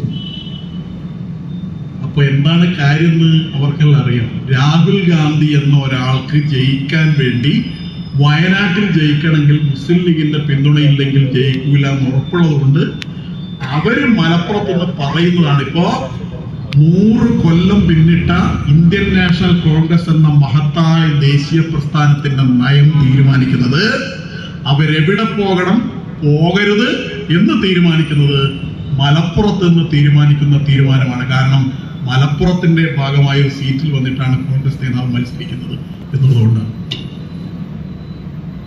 ഇത്ര ദയനീയമായ ഒരു അവസ്ഥയിൽ വന്നിരിക്കുകയാണ്. ഹിന്ദു എവിടെ പോകണം എന്ന്, ഏത് അമ്പലത്തിൽ പോകണം എന്ന് തീരുമാനിക്കുന്നത് ഇവിടെ സുപ്രഭാതം പത്രവും സമസ്തക്കാരുമാണ്. അങ്ങനെയുള്ള ആളുകൾ പറയുന്നതിനനുസരിച്ച് മാത്രമേ ഇവിടുത്തെ രാഷ്ട്രീയ പാർട്ടിയുള്ള ആളുകൾക്ക് പോകാൻ പറ്റൂ എന്ന അവസ്ഥയാണ്. അയോധ്യയിൽ നേരത്തെയും നമ്മൾ പോയിട്ടുണ്ട്. എന്താണ് അവിടുത്തെ സ്ഥിതി എന്ന് കണ്ടിട്ടുണ്ട്. 1992 മുമ്പ് ഞാൻ പോയിട്ടുണ്ട്, 92 ശേഷം പോയിട്ടുണ്ട്, ഇപ്പോൾ പ്രതിഷ്ഠ എഴുതിയതിനു ശേഷം പോയിട്ടുണ്ട്. എന്താണ് അവിടെ ഉള്ളത് എന്നുള്ളത് പോയവർക്കറിയാം. അയോധ്യയിൽ എന്താണ് എന്നുള്ളത്, അയോധ്യയിൽ എന്താണുള്ളത് കണ്ടവരെഴുതിയിട്ടുണ്ട്. അയോധ്യയിൽ ഖനനം നടത്തിയ ശ്രീ മുഹമ്മദ് എന്ന ചരിത്ര ഗവേഷകൻ, ഉത്ഖനന വിദഗ്ധൻ, മലയാളിയാണല്ലോ, കോഴിക്കോട് പേരാമ്പ്രക്കാരൻ. അദ്ദേഹം ഞാൻ എന്ന ഭാരതീയർ എന്ന പുസ്തകം എഴുതിയിട്ടുണ്ട്. ആ പുസ്തകത്തിൽ അയോധ്യയിൽ ഖനനം നടത്തിയ സമയത്ത് എന്തൊക്കെയാ അവിടെ നിന്ന് കിട്ടിയത്? ക്ഷേത്രം തകർത്ത് അതിന്റെ തൂണ് പൂർണ്ണമായും തകർക്കാതെ, അടിത്തറ തകർക്കാതെയാണ് അവിടെ ഈ കെട്ടിടം ബാബരി മസ്ജിദ് എന്ന പേരിൽ എടുത്തത് എന്ന് വളരെ വിശദമായിട്ട് അവിടുന്ന് കിട്ടിയ 50-ലധികം വസ്തുക്കളുടെ ലിസ്റ്റ് അടക്കം അദ്ദേഹം അതിൽ പറയുന്നുണ്ട്. എന്നിട്ട് ഈ ഉദ്ഘാടനം നടത്തിയ സമയത്ത് ഈ ക്ഷേത്രത്തിന്റെ അവശിഷ്ടങ്ങളെല്ലാം കിട്ടിയപ്പോൾ അദ്ദേഹം നേരെ അന്നത്തെ ബാബരി മസ്ജിദ് കോർഡിനേഷൻ കമ്മിറ്റിയുടെ ചെയർമാനായിരുന്ന സയ്യിദ് ഷഹാബുദ്ദീനെ പോയി കണ്ടുവരും. എന്നിട്ട് അവരോട് പറഞ്ഞു, ഇന്ന കാര്യങ്ങളൊക്കെയാണ് അവിടെ നിന്ന് കിട്ടിയത്. അമ്പലം പൊളിച്ചിട്ടാണ് ആ കെട്ടിടം അവിടെ ഉണ്ടാക്കിയിരിക്കുന്നത്, പള്ളി എന്ന് പറയുന്നത് ബാബരി മസ്ജിദ്. ഖുറാനിലെ ആയത്തുകൾ എടുത്ത് വായിച്ചു കേൾപ്പിച്ചു മുഹമ്മദ് ഷഹാബുദ്ദീനോട്. കാരണം മറ്റൊരാ വിശ്വാസിയുടെ ആരാധനാലയം പൊളിച്ചെടുത്ത് പള്ളി പണിതാൽ അവിടുത്തെ പ്രാർത്ഥന അള്ളാഹ് സ്വീകരിക്കൂല എന്ന് ഖുറാനിൽ പറയുന്നുണ്ടല്ലോ. പിന്നെ നിങ്ങൾ ഈ അയോധ്യയിൽ ആ പള്ളിയിൽ പോയിട്ട് രാമക്ഷേത്രം തകർത്തെടുത്ത് പോയിട്ട് പ്രാർത്ഥിച്ചാൽ അള്ളാഹ് കേൾക്കുമോ എന്ന് ചോദിച്ചപ്പോ അയാൾ പറഞ്ഞു, ശരിയാണ് നിങ്ങൾ പറയുന്നത്, ക്ഷേത്രം തകർത്തിട്ടാണ് പള്ളി പണിതെങ്കിൽ ആ അവകാശവാദം ഉന്നയിക്കുന്നത് ശരിയല്ല. എന്നാൽ പിന്നെ ഹിന്ദുക്കൾക്ക് അത് വിട്ടുകൊടുക്കാൻ നിങ്ങൾ തയ്യാറോ എന്ന് ചോദിച്ചു. അപ്പോൾ അവർ പറഞ്ഞു, ഞങ്ങൾ ആലോചിച്ച് തീരുമാനിക്കാം. അങ്ങനെ കമ്മിറ്റി ആലോചിച്ച് കൊടുക്കാൻ തീരുമാനിച്ചു. Babri Masjid coordination committee. അന്നേരം ഒറ്റ ഒരാൾ ആ കമ്മിറ്റി എന്ന് പറഞ്ഞു പോലും അല്ല, നമ്മൾ ഇതുവരെ സഹായിച്ചത് മാർക്സിസ്റ്റ് പാർട്ടിയല്ലേ, അർക്കിഷൻ സിംഗ് സുർജിത്തും ഇർഫാൻ ഹബീബുമാണ്, അവരോടും കൂടി ഒരു വാക്ക് ചോദിച്ചുകൂടെയാണ്. അപ്പൊ ഇർഫാൻ ഹബീബിനെ കാണാൻ വേണ്ടി ഇവർ പോയി ഡൽഹിയിൽ ചരിത്ര ഗവേഷണ കൗൺസിൽ മീറ്റിംഗ് വിളിച്ചപ്പോൾ മാർക്സിസ്റ്റ് ചരിത്രകാരന്മാരും മാർക്സിസ്റ്റ് നേതാക്കന്മാരും ഇവരോട് പറഞ്ഞു, ഈ പള്ളിയോ മറ്റോ നിങ്ങൾ വിട്ടുകൊടുത്തിട്ടുണ്ടെങ്കിൽ നിങ്ങൾ 3000 പള്ളി വിട്ടുകൊടുക്കേണ്ടി വരും. അമ്പലം തകർത്തിട്ട് തന്നെ ആയിരിക്കും പൊളിച്ച്, പക്ഷെ ഏതായാലും നിങ്ങൾ മുന്നിട്ട് ഇറങ്ങിക്കഴിഞ്ഞു, ഇനി ഇത് മരിച്ചാലും വിട്ടുകൊടുക്കരുത് എന്ന് പറഞ്ഞ് ഏഷണി കൂട്ടിയിട്ട് ഇത് ഹിന്ദുക്കൾക്ക് വിട്ടുകൊടുക്കാൻ തയ്യാറായ മുസ്ലിങ്ങളെ അവരിൽ വൈരം നിലനിർത്തിക്കൊണ്ട് ഈ വാശി പിടിപ്പിച്ചുകൊണ്ട് ഈ അവകാശവാദത്തിൽ നിലനിർത്തിയത് CPM നേതാക്കളാണെന്ന് KK മുഹമ്മദ് ഞാനെന്ന ഭാരതീയർ എന്ന പുസ്തകത്തിൽ മാതൃഭൂമി പ്രസിദ്ധീകരിച്ച ആ പുസ്തകത്തിൽ കൃത്യമായി വിവരിക്കുന്നുണ്ട്. അപ്പൊ അതുകൊണ്ട് ഇതാരായി പ്രശ്നം ഉണ്ടാക്കിയത്, ആരാണ് ഇത് വളർത്തിയത് എന്നൊക്കെയാണ് ചോദ്യം. ഏതായാലും ഒരു കാര്യമുണ്ട്, അന്നത് വിട്ടുകൊടുത്തിരുന്നുവെങ്കിൽ, ഹിന്ദുക്കൾ ആവശ്യപ്പെട്ടപ്പോൾ വിട്ടുകൊടുത്തിരുന്നെങ്കിൽ അത് അവിടെ തീരുന്ന പ്രശ്നമാണ്. അന്ന് മുസ്ലിങ്ങളെ രണ്ട് വിരലും കൂട്ടി ഇങ്ങനെ അരച്ചിട്ട് തമ്മിലടിപ്പിക്കാൻ വേണ്ടി ഏഷണി കൂട്ടിയിട്ട് പിടിച്ചു നിർത്തിയിട്ട് കൊടുക്കാതെ ആക്കിയ മാർക്സിസ്റ്റ് പാർട്ടിയാണ് അന്ന് കേവലം 2 സീറ്റ് ഉണ്ടായിരുന്ന BJPയെ ഇന്നത്തെ നിലയിൽ എത്തിച്ചതിന്റെ പിന്നിൽ പ്രവർത്തിച്ചത് ഇതേ മാർക്സിസ്റ്റ് പാർട്ടിയാണ് എന്നുള്ളതാണ് ഒരു കാലത്തിന്റെ കാവ്യനീതി എന്നൊക്കെ പറയുന്നത്. 2004 വരെ മാർക്സിസ്റ്റ് പാർട്ടിക്ക് 43 സീറ്റ് ഉണ്ടായിരുന്നു, ഇടതുപക്ഷത്തിന് 64 സീറ്റ് ഉണ്ടായിരുന്നു. ആദ്യത്തെ UPA സർക്കാരിന് പിന്തുണ കൊടുക്കുമ്പോ അത്രയും സീറ്റ് ഉണ്ടായിരുന്നു. അന്ന് ആ കാലഘട്ടത്തിലൊക്കെ അയോധ്യയിലെ MP ആരായിരുന്നു അറിയോ? മിത്രാസൻ യാദവ് എന്ന് പറഞ്ഞ CPIയുടെ MP ആയിരുന്നു. ഫൈസാബാദിലെ MP, മാർക്സിസ്റ്റ് പാർട്ടിയുടെ MP ആയിരുന്നു. കാൺപൂരിലെ MP സുഭാഷിണി അലി. അപ്പൊ ഇവരൊക്കെ CPM-നും CPI-ക്കൊക്കെ ഉത്തർപ്രദേശിലൊക്കെ നല്ല സ്വാധീനം ഉണ്ടായിരുന്നു.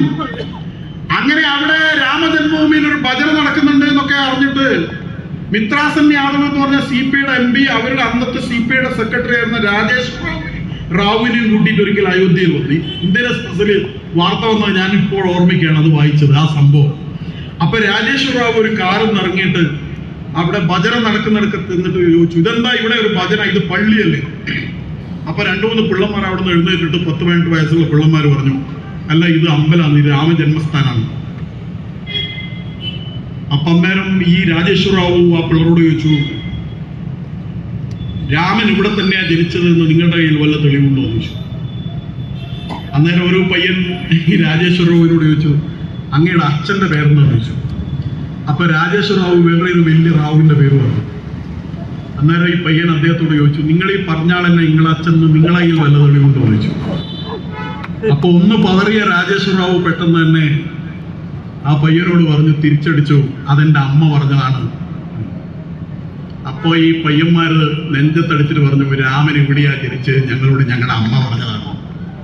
ഞങ്ങളുടെ അമ്മയോട് അമ്മയുടെ അമ്മ പറഞ്ഞാണ്, അമ്മയുടെ അമ്മയോട് അമ്മയുടെ അമ്മയുടെ അമ്മ പറഞ്ഞാണ്.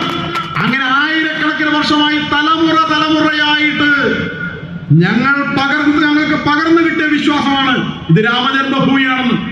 അതിലപ്പുറം മാറിയൊരു തെളിവ് ഞങ്ങൾക്ക് ആവശ്യമില്ല എന്ന് അവരന്ന് പറഞ്ഞപ്പോ കാറിയിട്ട് രാജേശ്വരവും കൂട്ടിട്ട് പോയി. അന്ന് അവർ ആ പയ്യന്മാർ പറയുമ്പോ അവർക്ക് 2 വിശ്വാസമാണ് എന്ന് പിന്നീട് തെളിഞ്ഞു. ഒന്ന്, ഭഗവാൻ ശ്രീരാമചന്ദ്രനുള്ള അചഞ്ചലമായ അജയ്യമായ വിശ്വാസം. 2, അവരെ അവിടെ വിളിച്ചുകൊണ്ടുവന്ന സംഘടനയിൽ അവർക്കുള്ള വിശ്വാസം. ഈ 2 വിശ്വാസവും ഒരുമിച്ച് ചേർന്നപ്പോഴാണ് അയോധ്യയിൽ ഇന്ന് കാണുന്ന മാറ്റം ഉണ്ടാക്കിയത്. ഞാൻ അയോധ്യയിൽ ഇപ്രാവശ്യം പോയതിനു ശേഷം പിന്നീട് കാശിയിലേക്കാണ് പോയത്. കാശിയിൽ മുമ്പും പോയിട്ടുണ്ട്. മുമ്പ് പോയ കാശിയും ഇപ്പോഴത്തെ കാശിയും തമ്മിൽ വലിയ വ്യത്യാസമുണ്ട്. അന്ന് ഗംഗയിൽ നിന്ന് നേരെ ഒരു ചെറിയ കുടുസ് റോഡിലൂടെയാണ് കാശിയിൽ പോയവർക്കറിയാം ഗംഗയിൽ നിന്ന് കയറി പോകുന്നത്. ഒരു ഗലിയിലൂടെ അങ്ങനെ കയറി പോകണം. എന്തൊരു മാറ്റമാണ് അവിടെ സംഭവിച്ചിരിക്കുന്നത് എന്നുള്ളതാണ്.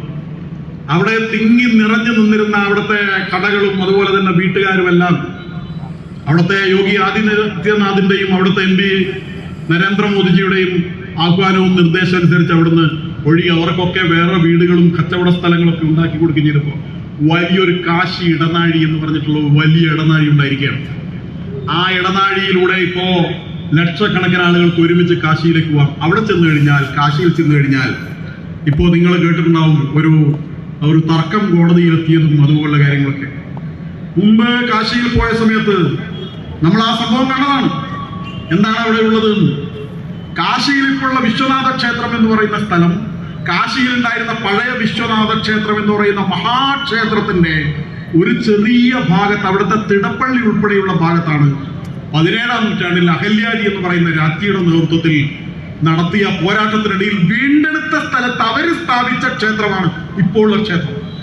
പക്ഷെ കാശിയിലെ വിശ്വനാഥ ക്ഷേത്രം എന്ന പഴയ മഹാക്ഷേത്രത്തിന്റെ നന്ദികേശ്വരനുണ്ട്. ആ ക്ഷേത്രത്തിന്റെ മുമ്പിലുള്ള നന്ദി, ആ നന്ദി ഇങ്ങനെ നോക്കി ഇങ്ങനെ നിൽക്കുന്നുണ്ട്. ആ നന്ദിയെ നശിപ്പിക്കാൻ കഴിഞ്ഞിട്ടില്ല.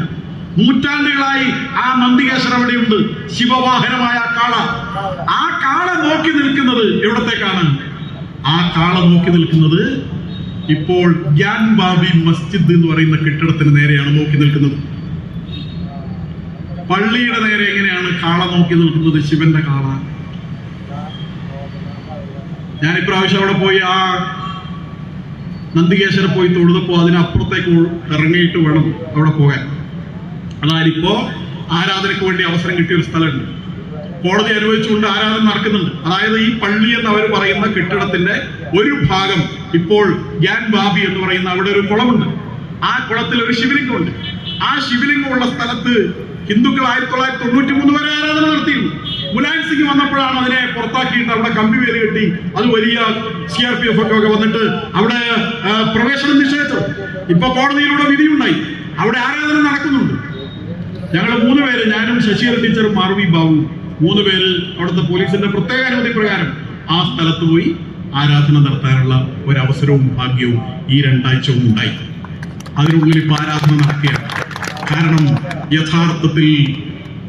യഥാർത്ഥത്തിൽ അത് കാശി വിശ്വനാഥ ക്ഷേത്രമാണ്. പള്ളി എന്ന് പറയുന്നത് എങ്ങനെയാണെന്നറിയോ? ആ ചുവരിന്റെ അപ്പുറത്ത് ഒരു കെട്ടിടമുണ്ട്. ആ കെട്ടിടത്തിന്റെ ഈ ചുമരിന്റെ അപ്പുറത്തെ ഭാഗം, അപ്പുറത്തു കൂടി ഒരു വണ്ടിയിൽ വെള്ളിയാഴ്ച ഒരു ചെറിയ വാഹനത്തിൽ, ഒരു ചെറിയ ബസ്സിൽ ഒരു 10-30 ആളുകളെ പുറത്തുനിന്ന് കൊണ്ടുവന്നിട്ട് ഈ വിശ്വനാഥ ക്ഷേത്രത്തിന്റെ ഒരു ഭാഗത്ത് അവർ ഉണ്ടാക്കിയിരിക്കുന്ന ഒരു പ്രത്യേക മുറിയിൽ കമ്പളവും വിരിച്ചിട്ട് നിസ്കരിച്ചിട്ട് വെള്ളിയാഴ്ച നിസ്കരിച്ചിപ്പിച്ചിട്ട് വണ്ടിയിൽ തന്നെ പുറത്തേക്ക് കൊണ്ടുപോവുകയാണ്. ആ പ്രദേശത്തെ ആളുകൾ അവിടെ പോവുകയോ നിസ്കരിക്കുന്നില്ല. പുറത്തുനിന്ന് വണ്ടിയിൽ പോലീസ് കാവലിൽ കൊണ്ടുവന്നിട്ട് അവിടെ നിസ്കരിപ്പിച്ചിട്ട് പുറത്തേക്ക് കൊണ്ടുപോവുകയാണ്. എത്രയോ കൊല്ലങ്ങളായി ഇങ്ങനെയാണ് നടക്കുന്നത്. അവിടുത്തെ മുസ്ലിങ്ങൾക്കെല്ലാം അറിയാതെ ക്ഷേത്രമാണെന്ന്. ഇപ്പോ കാശി ഇടനാഴിയുടെ ഭാഗമായി പണിത മഹാസൗധങ്ങൾ അങ്ങനെ ഈ പറയുന്ന കെട്ടിടത്തിന് ഇപ്പുറത്തേക്ക് വന്ന് നേരെ ഇപ്പുറത്തേക്ക് വന്ന് ആ പറയുന്ന കെട്ടിടം ഇപ്പോൾ ഉള്ളത് കാശി വിശ്വനാഥ ക്ഷേത്രത്തിന്റെ ഭാഗമായ കെട്ടിടങ്ങളുടെ നടുവിലാണ് ഇപ്പൊ ഈ കെട്ടിടം ഉള്ളത്. അവിടെയാണ് ഇപ്പൊ ആരാധന നടത്തിക്കൊണ്ടിരിക്കുന്നത്. അവിടെ മുസ്ലിങ്ങൾ ആരും വരുന്നുമില്ല. അവരെ വണ്ടിയിൽ കൊണ്ടുവന്നിട്ട് മതേതരത്വം ഇങ്ങനെ സംരക്ഷിച്ചുകൊണ്ടിരിക്കുകയാണ്. വെള്ളിയാഴ്ച ബസ് കൊണ്ടുവരുക, മതേതരത്വം സംരക്ഷിക്കുക, ബസ് കൊണ്ടുപോവുക. എവിടെ? ഈ അമ്പലത്തിനുള്ളിൽ കൊണ്ടുവന്നിട്ട് നിസ്കരിച്ചിട്ട്. അതാണല്ലോ മതേതരത്വം. അതിനെക്കുറിച്ച് മിണ്ടാൻ പാടില്ല. അതിനെക്കുറിച്ച് മിണ്ടിയാൽ അപകടം. ആയിരക്കണക്കിന് വർഷമായി ഹിന്ദുക്കൾ ആരാധന നടത്തിയ സ്ഥലം തകർത്ത് അതേ സ്ഥലത്ത്, നിങ്ങൾ അതിന്റെ ചിത്രമൊക്കെ കണ്ടിട്ടുണ്ടാവും, ഒരു മാറ്റവും വന്നിട്ടില്ല. അതിന്റെ തൂണിന് മാറ്റം വന്നിട്ടില്ല, ചുവരിന് മാറ്റം വന്നിട്ടില്ല, ഒന്നും മാറ്റം വന്നിട്ടില്ല. മേലെ തട്ടിയിട്ട് ഡൂമിങ്ങനെ പണിതിട്ടുണ്ട്. ക്ഷേത്രം തന്നെയാണ്. അതിൽ ഓരോ തൂണുകളും ഞാൻ നോക്കിയാൽ അറിയാം. അതിൽ ശംഖുണ്ട്, അതിൽ താമരയുണ്ട്, അതിൽ ഗദയുണ്ട്, അതിൽ ഹിന്ദു ബിംബങ്ങളെല്ലാം ഉണ്ട്. അവയെല്ലാം ഉള്ള ആ കാശിയിലെ ക്ഷേത്രം, ആ ക്ഷേത്രമാണ് തകർത്തത്. ആ തകർത്തിട്ടാണ് അവിടെ ഒരു കെട്ടിടമാക്കി പള്ളിയാണ് പറഞ്ഞു വയ്ക്കുന്നത്. അവിടെ ഹിന്ദുക്കൾ ആരാധന നടത്താൻ പോകുന്നു, വർഗീയമായി. അത് പ്രശ്നമായി. മധുരയിൽ പോയവർക്കറിയാം എന്താണ് മധുരയിലെ കൃഷ്ണ ജന്മസ്ഥാനിലെ അവസ്ഥ. മധുരയിലെ ശ്രീകൃഷ്ണ ക്ഷേത്രത്തിന്റെ ശ്രീകോവിലിന്റെ ചുമരും അവരുടെ പള്ളിയുടെ ചുമരും ഒറ്റ ചുമരാണ്. അതെങ്ങനെ അങ്ങനെ വരുന്നത്? ശ്രീകോവിൽ അവർക്ക് പൊളിക്കാൻ കഴിഞ്ഞിട്ടില്ല. ബാക്കിയുള്ള സ്ഥലത്ത് പൊളിച്ചിട്ട് അവർ പള്ളിയാക്കിയിരിക്കുകയാണ്. അതും അവിടെയുള്ള ആളുകൾക്ക് താല്പര്യമൊന്നുമില്ല. കുറച്ചാളുകൾ പുറത്തുനിന്ന് വരുന്നു, അവിടെ പള്ളി എന്ന് പറയുന്നു, പോലീസ് കാവൽ അവർ വരുന്നു, ആരാധന നടത്തുന്നു, പോകുന്നു. ശ്രീകോവിലിന്റെ ചുമരും പള്ളിയുടെ ചുമരും എങ്ങനെയാണ് ഒന്നാവുന്നത്? അതുകൊണ്ടാണ് പറയുന്നത് ഈ പ്രധാനപ്പെട്ട 3 സ്ഥാനങ്ങൾ, അതിനെക്കുറിച്ചാണ് എല്ലാ കാലത്തും ഹിന്ദുക്കൾ പറഞ്ഞിട്ടുള്ളത്. കാശി, മധുര, അയോധ്യ എന്ന് പറഞ്ഞിട്ടുള്ളത്.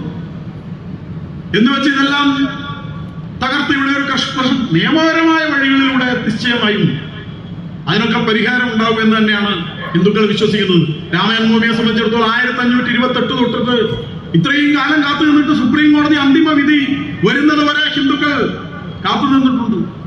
അതേപോലെ നിയമവഴികളിലൂടെ തന്നെ ഈ കാര്യങ്ങളും പരിഹരിക്കപ്പെടുന്നതാണ്. അല്ലാതെ ഇവിടെ പ്രചരിപ്പിക്കപ്പെടുന്നത് പോലെ എല്ലാ പള്ളിയും എല്ലാ ആരാധനാലയങ്ങളും പോയി പൊളിക്കുക, അതൊന്നും ഹിന്ദുക്കൾ ഒരു കാലത്തും ചെയ്തിട്ടില്ല. ഹിന്ദുക്കളുടെ ആയിരക്കണക്കിന് ആരാധനാലയങ്ങൾ തകർത്തിട്ടുണ്ട്, അത് യാഥാർത്ഥ്യമാണ്. അത് ഈ കേരളത്തിലും തകർത്തിട്ടുണ്ട്, തൃശ്ശൂരും തകർത്തിട്ടുണ്ട്, എവിടെയും തകർത്തിട്ടുണ്ട്. അതിനർത്ഥം പഴയതിനെല്ലാം കണക്ക് പറയുക, കണക്ക് ചോദിക്കുക, തിരിച്ചു പിടിക്കുക എന്നല്ല. ഭൂതകാലത്തിലെ തെറ്റുകൾക്ക് വർത്തമാനകാലത്തിലൂടെ എല്ലാത്തിനും പരിഹാരം ഉണ്ടാക്കാൻ കഴിയുമെന്നും ഹിന്ദുക്കൾ വിശ്വസിക്കുന്നില്ല. ലോകത്തെവിടെയെങ്കിലും ഹിന്ദുക്കൾ മറ്റുള്ളവരുടെ ആരാധനാലയം തകർത്തിട്ടുണ്ടോ, പിടിച്ചെടുത്തിട്ടുണ്ടോ, നശിപ്പിച്ചിട്ടുണ്ടോ? ഇല്ലല്ലോ, എന്നൊരു ശീലമില്ലല്ലോ. നമുക്ക് നമ്മളെ തന്നെ സംരക്ഷിക്കാൻ പറ്റുന്നില്ല, അതിന് സമയമില്ല, നേരമില്ല. നമ്മള് വേറെ ആളുടെ ആരാധനാലയം പോയിട്ട് എങ്ങനെ പിടിച്ച് ഒരു പള്ളി പിടിച്ചെടുക്കാതെ ഹിന്ദുക്കൾ എവിടെയെങ്കിലും ചിന്തിക്കുന്ന കാര്യമുണ്ടോ? പക്ഷെ ഇത് മാത്രം ചിന്തിക്കുന്ന ചില വിഭാഗങ്ങളുണ്ട്. ഞങ്ങളുടെ മാത്രം പോരാ, മറ്റുള്ളവരുടെ തകർക്കണം, തകർത്ത് അതിന്റെ അവശിഷ്ടങ്ങൾ ഉപയോഗിച്ച് അവിടെ തന്നെ ലക്ഷക്കണക്കിന് ആളുകൾ ആരാധിക്കുന്നിടത്ത് പോയി തന്നെ ഞങ്ങൾക്ക് ആരാധന നടത്തണം എന്ന മതവെറിയുടെ ചിന്തയുണ്ട്. അത്തരം ആളുകളാണ് ഈ നാട്ടിൽ അശാന്തി പടർത്തിയത്, ചോരയൊഴുക്കിയത്. അത്തരം ആളുകളാണ് ഇവിടെ ഭീതി പടർത്തിയത്. അത്തരം ആളുകളാണ് ഇവിടെ നിലവിലുള്ള സൗഹാർദ്ദം തകർത്തത്. അതാണ് ഇത്തരം പ്രശ്നങ്ങളുടെ അടിവേരായി കിടക്കുന്നത്. അതിന് ഹിന്ദുവിനെ പഠിച്ചിട്ട് കാര്യമില്ല. എല്ലാ കാലത്തും ഹിന്ദു അടി കൊണ്ടുപോകണം, ചവിട്ടുപോകണം, അപമാനം ഏറ്റുവാങ്ങണം എന്ന് ചിന്തിച്ച ഒരു കാലമുണ്ട്, എല്ലാം ഏറ്റുവാങ്ങിയ ഒരു കാലമുണ്ട്. പക്ഷെ ചില സ്ഥലത്തൊന്ന് നിവർന്നു നിൽക്കണം, ചിലത് നഷ്ടപ്പെട്ടത് ചോദിക്കണം, പിടിച്ചുകൊണ്ടുപോയ ചിലത് തിരിച്ചു പിടിക്കണം എന്ന് ഹിന്ദു ചിന്തിക്കുന്നു. അങ്ങനെ ചിന്തിക്കുന്ന ഒരു സാഹചര്യം ഇവിടെ ഉണ്ടായിട്ടുണ്ട്. അങ്ങനെ ചിന്തിക്കാൻ നട്ടല് പറഞ്ഞു കൊടുത്ത ഒരു സംഘടനാ ബോധവും സംഘടനാ ബലവും ഹിന്ദുവിന് ഉണ്ടായിട്ടുണ്ട്. അങ്ങനെ ഉണ്ടായ സന്ദർഭത്തിൽ ചിലത് തിരിച്ചു ചോദിക്കും. അത്രേ കാര്യം നടന്നിട്ടു. അപ്പൊ അതുകൊണ്ട് നമ്മുടെ നാടിനെ സംബന്ധിച്ചിടത്തോളം വർഗീയവാദം എന്ന് പറയുന്നത്, ഫാസിസം എന്ന് പറയുന്നത്, ഇതൊക്കെ ഹിന്ദുക്കളാണ് ഫാസിസ്റ്റുകൾ, വർഗീയവാദികൾ എന്ന നിലയിലുള്ള പ്രചരണം ഇവിടെ നടത്തിയത്. മതേതരവാദികൾ എന്താ പറയുന്നത്? തമിഴ്നാട്ടിലൊരു മന്ത്രി, അവിടുത്തെ ചില നേതാക്കന്മാർ അവർ പറയാണ്, ഈ സനാതന ധർമ്മം എന്ന് പറയുന്നത് അത് മാരക രോഗത്തിന്റെ എയ്ഡ്സ് പോലെയാണ്. സനാതന ധർമ്മം അതിനെ നശിപ്പിച്ചേ പറ്റൂ എന്നാണ്. ഇപ്പോ തട്ടിക്കൂട്ടി ഉണ്ടാക്കിയിരിക്കുന്ന, ഇന്ത്യയിൽ അധികാരം പിടിച്ചെടുക്കാൻ വേണ്ടി ശ്രമിച്ചുകൊണ്ടിരിക്കുന്ന ഒരു സഖ്യത്തിന്റെ തമിഴ്നാട്ടിലെ പ്രധാനപ്പെട്ട കക്ഷിയുടെ നേതാവ്, ഉത്തരവാദപ്പെട്ട സ്ഥാനത്തിരിക്കുന്ന ആൾ പറയണം, സനാതന ധർമ്മം എന്ന് പറഞ്ഞാൽ എയ്ഡ്സ് രോഗം പോലെയാണ്, അതിനെ നശിപ്പിക്കണം. നേരത്തെയൊക്കെ RSSനെ നശിപ്പിക്കണം എന്നൊക്കെ പറഞ്ഞു. ഇപ്പൊ നേരിട്ട് നമ്മുടെ സനാതന ധർമ്മത്തെയും നമ്മുടെ വിശ്വാസത്തെയും നമ്മുടെ ഹിന്ദു ധർമ്മത്തെയും ആക്രമിക്കുകയാണ്. അതിനെ ഇല്ലാതാക്കണമെന്ന് പച്ചയ്ക്ക് പറയാം. അങ്ങനെ ഒച്ചത്തിൽ ആരൊക്കെയാ പറയുന്നത്? അവർക്ക് തെരഞ്ഞെടുപ്പിൽ ജയിക്കാൻ കഴിയുമെന്ന സ്ഥിതിയാണ്. അവർക്ക് വോട്ട് കൊട്ടയിൽ വാരി കൂട്ടാൻ കഴിയുമെന്ന അവസ്ഥയാണ്. വോട്ട് ബാങ്കുള്ളവർ അത്തരം ആളുകളെ പ്രോത്സാഹിപ്പിക്കുകയാണ്, അവരെ പിന്തുണയ്ക്കുകയാണ്. അതുകൊണ്ട് തെരഞ്ഞെടുപ്പിൽ ജയിക്കാൻ വേണ്ടി 4 വോട്ടിന് വേണ്ടി, 1 സീറ്റിന് വേണ്ടി സനാതന ധർമ്മത്തെയെല്ലാം പെറ്റ തള്ളയവരെ തള്ളി പറയണമെങ്കിൽ അതിനു പോലും തയ്യാറാകുന്ന അവസ്ഥയിലാണ് നമ്മുടെ മതേതര കാപട്യക്കാരായ രാഷ്ട്രീയക്കാർ എന്നുള്ളതിടത്താണ് ഈ പ്രശ്നം നിലനിൽക്കുന്നത്. എന്തുകൊണ്ട് ആ സനാതന ധർമ്മത്തിന് നേരെയുള്ള ആക്രമണത്തെ പ്രതിരോധിക്കേണ്ടത്? സനാതന ധർമ്മമാണ് ഈ ഭാരതത്തിന്റെ ദേശീയത, ഈ രാഷ്ട്രത്തിന്റെ അസ്ഥിമരമാണ്. ഹിന്ദുക്കളില്ലെങ്കിൽ ഈ രാഷ്ട്രമുണ്ടോ? ഹിന്ദുക്കളില്ലെങ്കിൽ ഈ രാഷ്ട്രമുണ്ടോ? ഹിന്ദുക്കളില്ലെങ്കിൽ നിങ്ങളെ പറയുന്ന മതേതരത്വം ഉണ്ടാവോ? ഒറ്റ ചോദ്യമുള്ളൂ. 1947 ആഗസ്റ്റ് 15 വരെ നമ്മുടെ രാജ്യത്തിന്റെ ഭാഗമായിരുന്നു പാകിസ്ഥാൻ, ബംഗ്ലാദേശ് നമ്മുടെ രാജ്യത്തിന്റെ ഭാഗമായിരുന്നല്ലോ. അന്ന് ജനിച്ച മലയാളികൾ ഇവിടെ ഇപ്പം നിൽക്കുന്നുണ്ടാവില്ല 47 ആഗസ്റ്റ് 15 മുമ്പ്. ചിലപ്പോ അവിടെ മതേതരത്വം ഉണ്ടോ? അവിടെ ജനാധിപത്യം ഉണ്ടോ? ഇപ്പൊ ഒരു തെരഞ്ഞെടുപ്പിൽ നടന്നല്ലോ പാകിസ്ഥാനിലൊക്കെ. എന്താ സംഭവിച്ചതെന്നൊക്കെ നമ്മൾ കാണുന്നുണ്ടോ? എന്തെല്ലാം സംഭവിച്ചുകൊണ്ടിരിക്കുന്നുണ്ട്. എന്തുകൊണ്ടാണ് അവിടെ മതേതരത്വം ഇല്ലാത്തത്? അവിടെ ഹിന്ദുക്കൾക്ക് ഭൂരിപക്ഷം ഇല്ലാത്തതുകൊണ്ടാണ്. 30% ഹിന്ദുക്കൾ ഉണ്ടായിരുന്നു അവിടെ. എവിടെ പോയി? അവിടെ മതേതരക്കാരെ, അവര് മുസ്ലിങ്ങൾ ഹിന്ദുക്കളെ സംരക്ഷിച്ച് പാലും തേനും കൊടുത്ത് വളർത്തി, അങ്ങനെ സംരക്ഷിച്ച് അവിടുത്തെ ന്യൂനപക്ഷമായ ഹിന്ദുക്കളെ സംരക്ഷിച്ച് 30% ഇപ്പോ 2.5%. ഇവിടുത്തെ ഹിന്ദുക്കൾ ന്യൂനപക്ഷങ്ങളെ കൊന്ന് തള്ളി വർഗീയവാദം നടത്തി, കലാപം നടത്തി, ഇല്ലാണ്ടാക്കി, നാട് കടത്തി. അങ്ങനെ 6% ഉണ്ടായിരുന്ന മുസ്ലിങ്ങൾ, ഇവിടുത്തെ സംഘപരിവാറും ഇവിടുത്തെ ഹിന്ദുക്കളും കൂടി മുസ്ലിങ്ങളെ കഴുത്ത് ഞെരിച്ച് കൊന്ന് ചവിട്ടി അറബിക്കടൽ മുക്കി. അങ്ങനെ ഇപ്പോ അത് 20% ഇരിക്കുകയാണ്. അങ്ങനെയാണ് സംഭവിക്കുന്നത്. അവിടുത്തെ 30% 2.5%, ഇവിടുത്തെ 6% 20%. എന്നിട്ട് ഇവിടെ പീഡനമാണെന്നാണ് പറയുന്നത്. ന്യൂനപക്ഷങ്ങൾക്ക് രക്ഷയില്ല പോലും.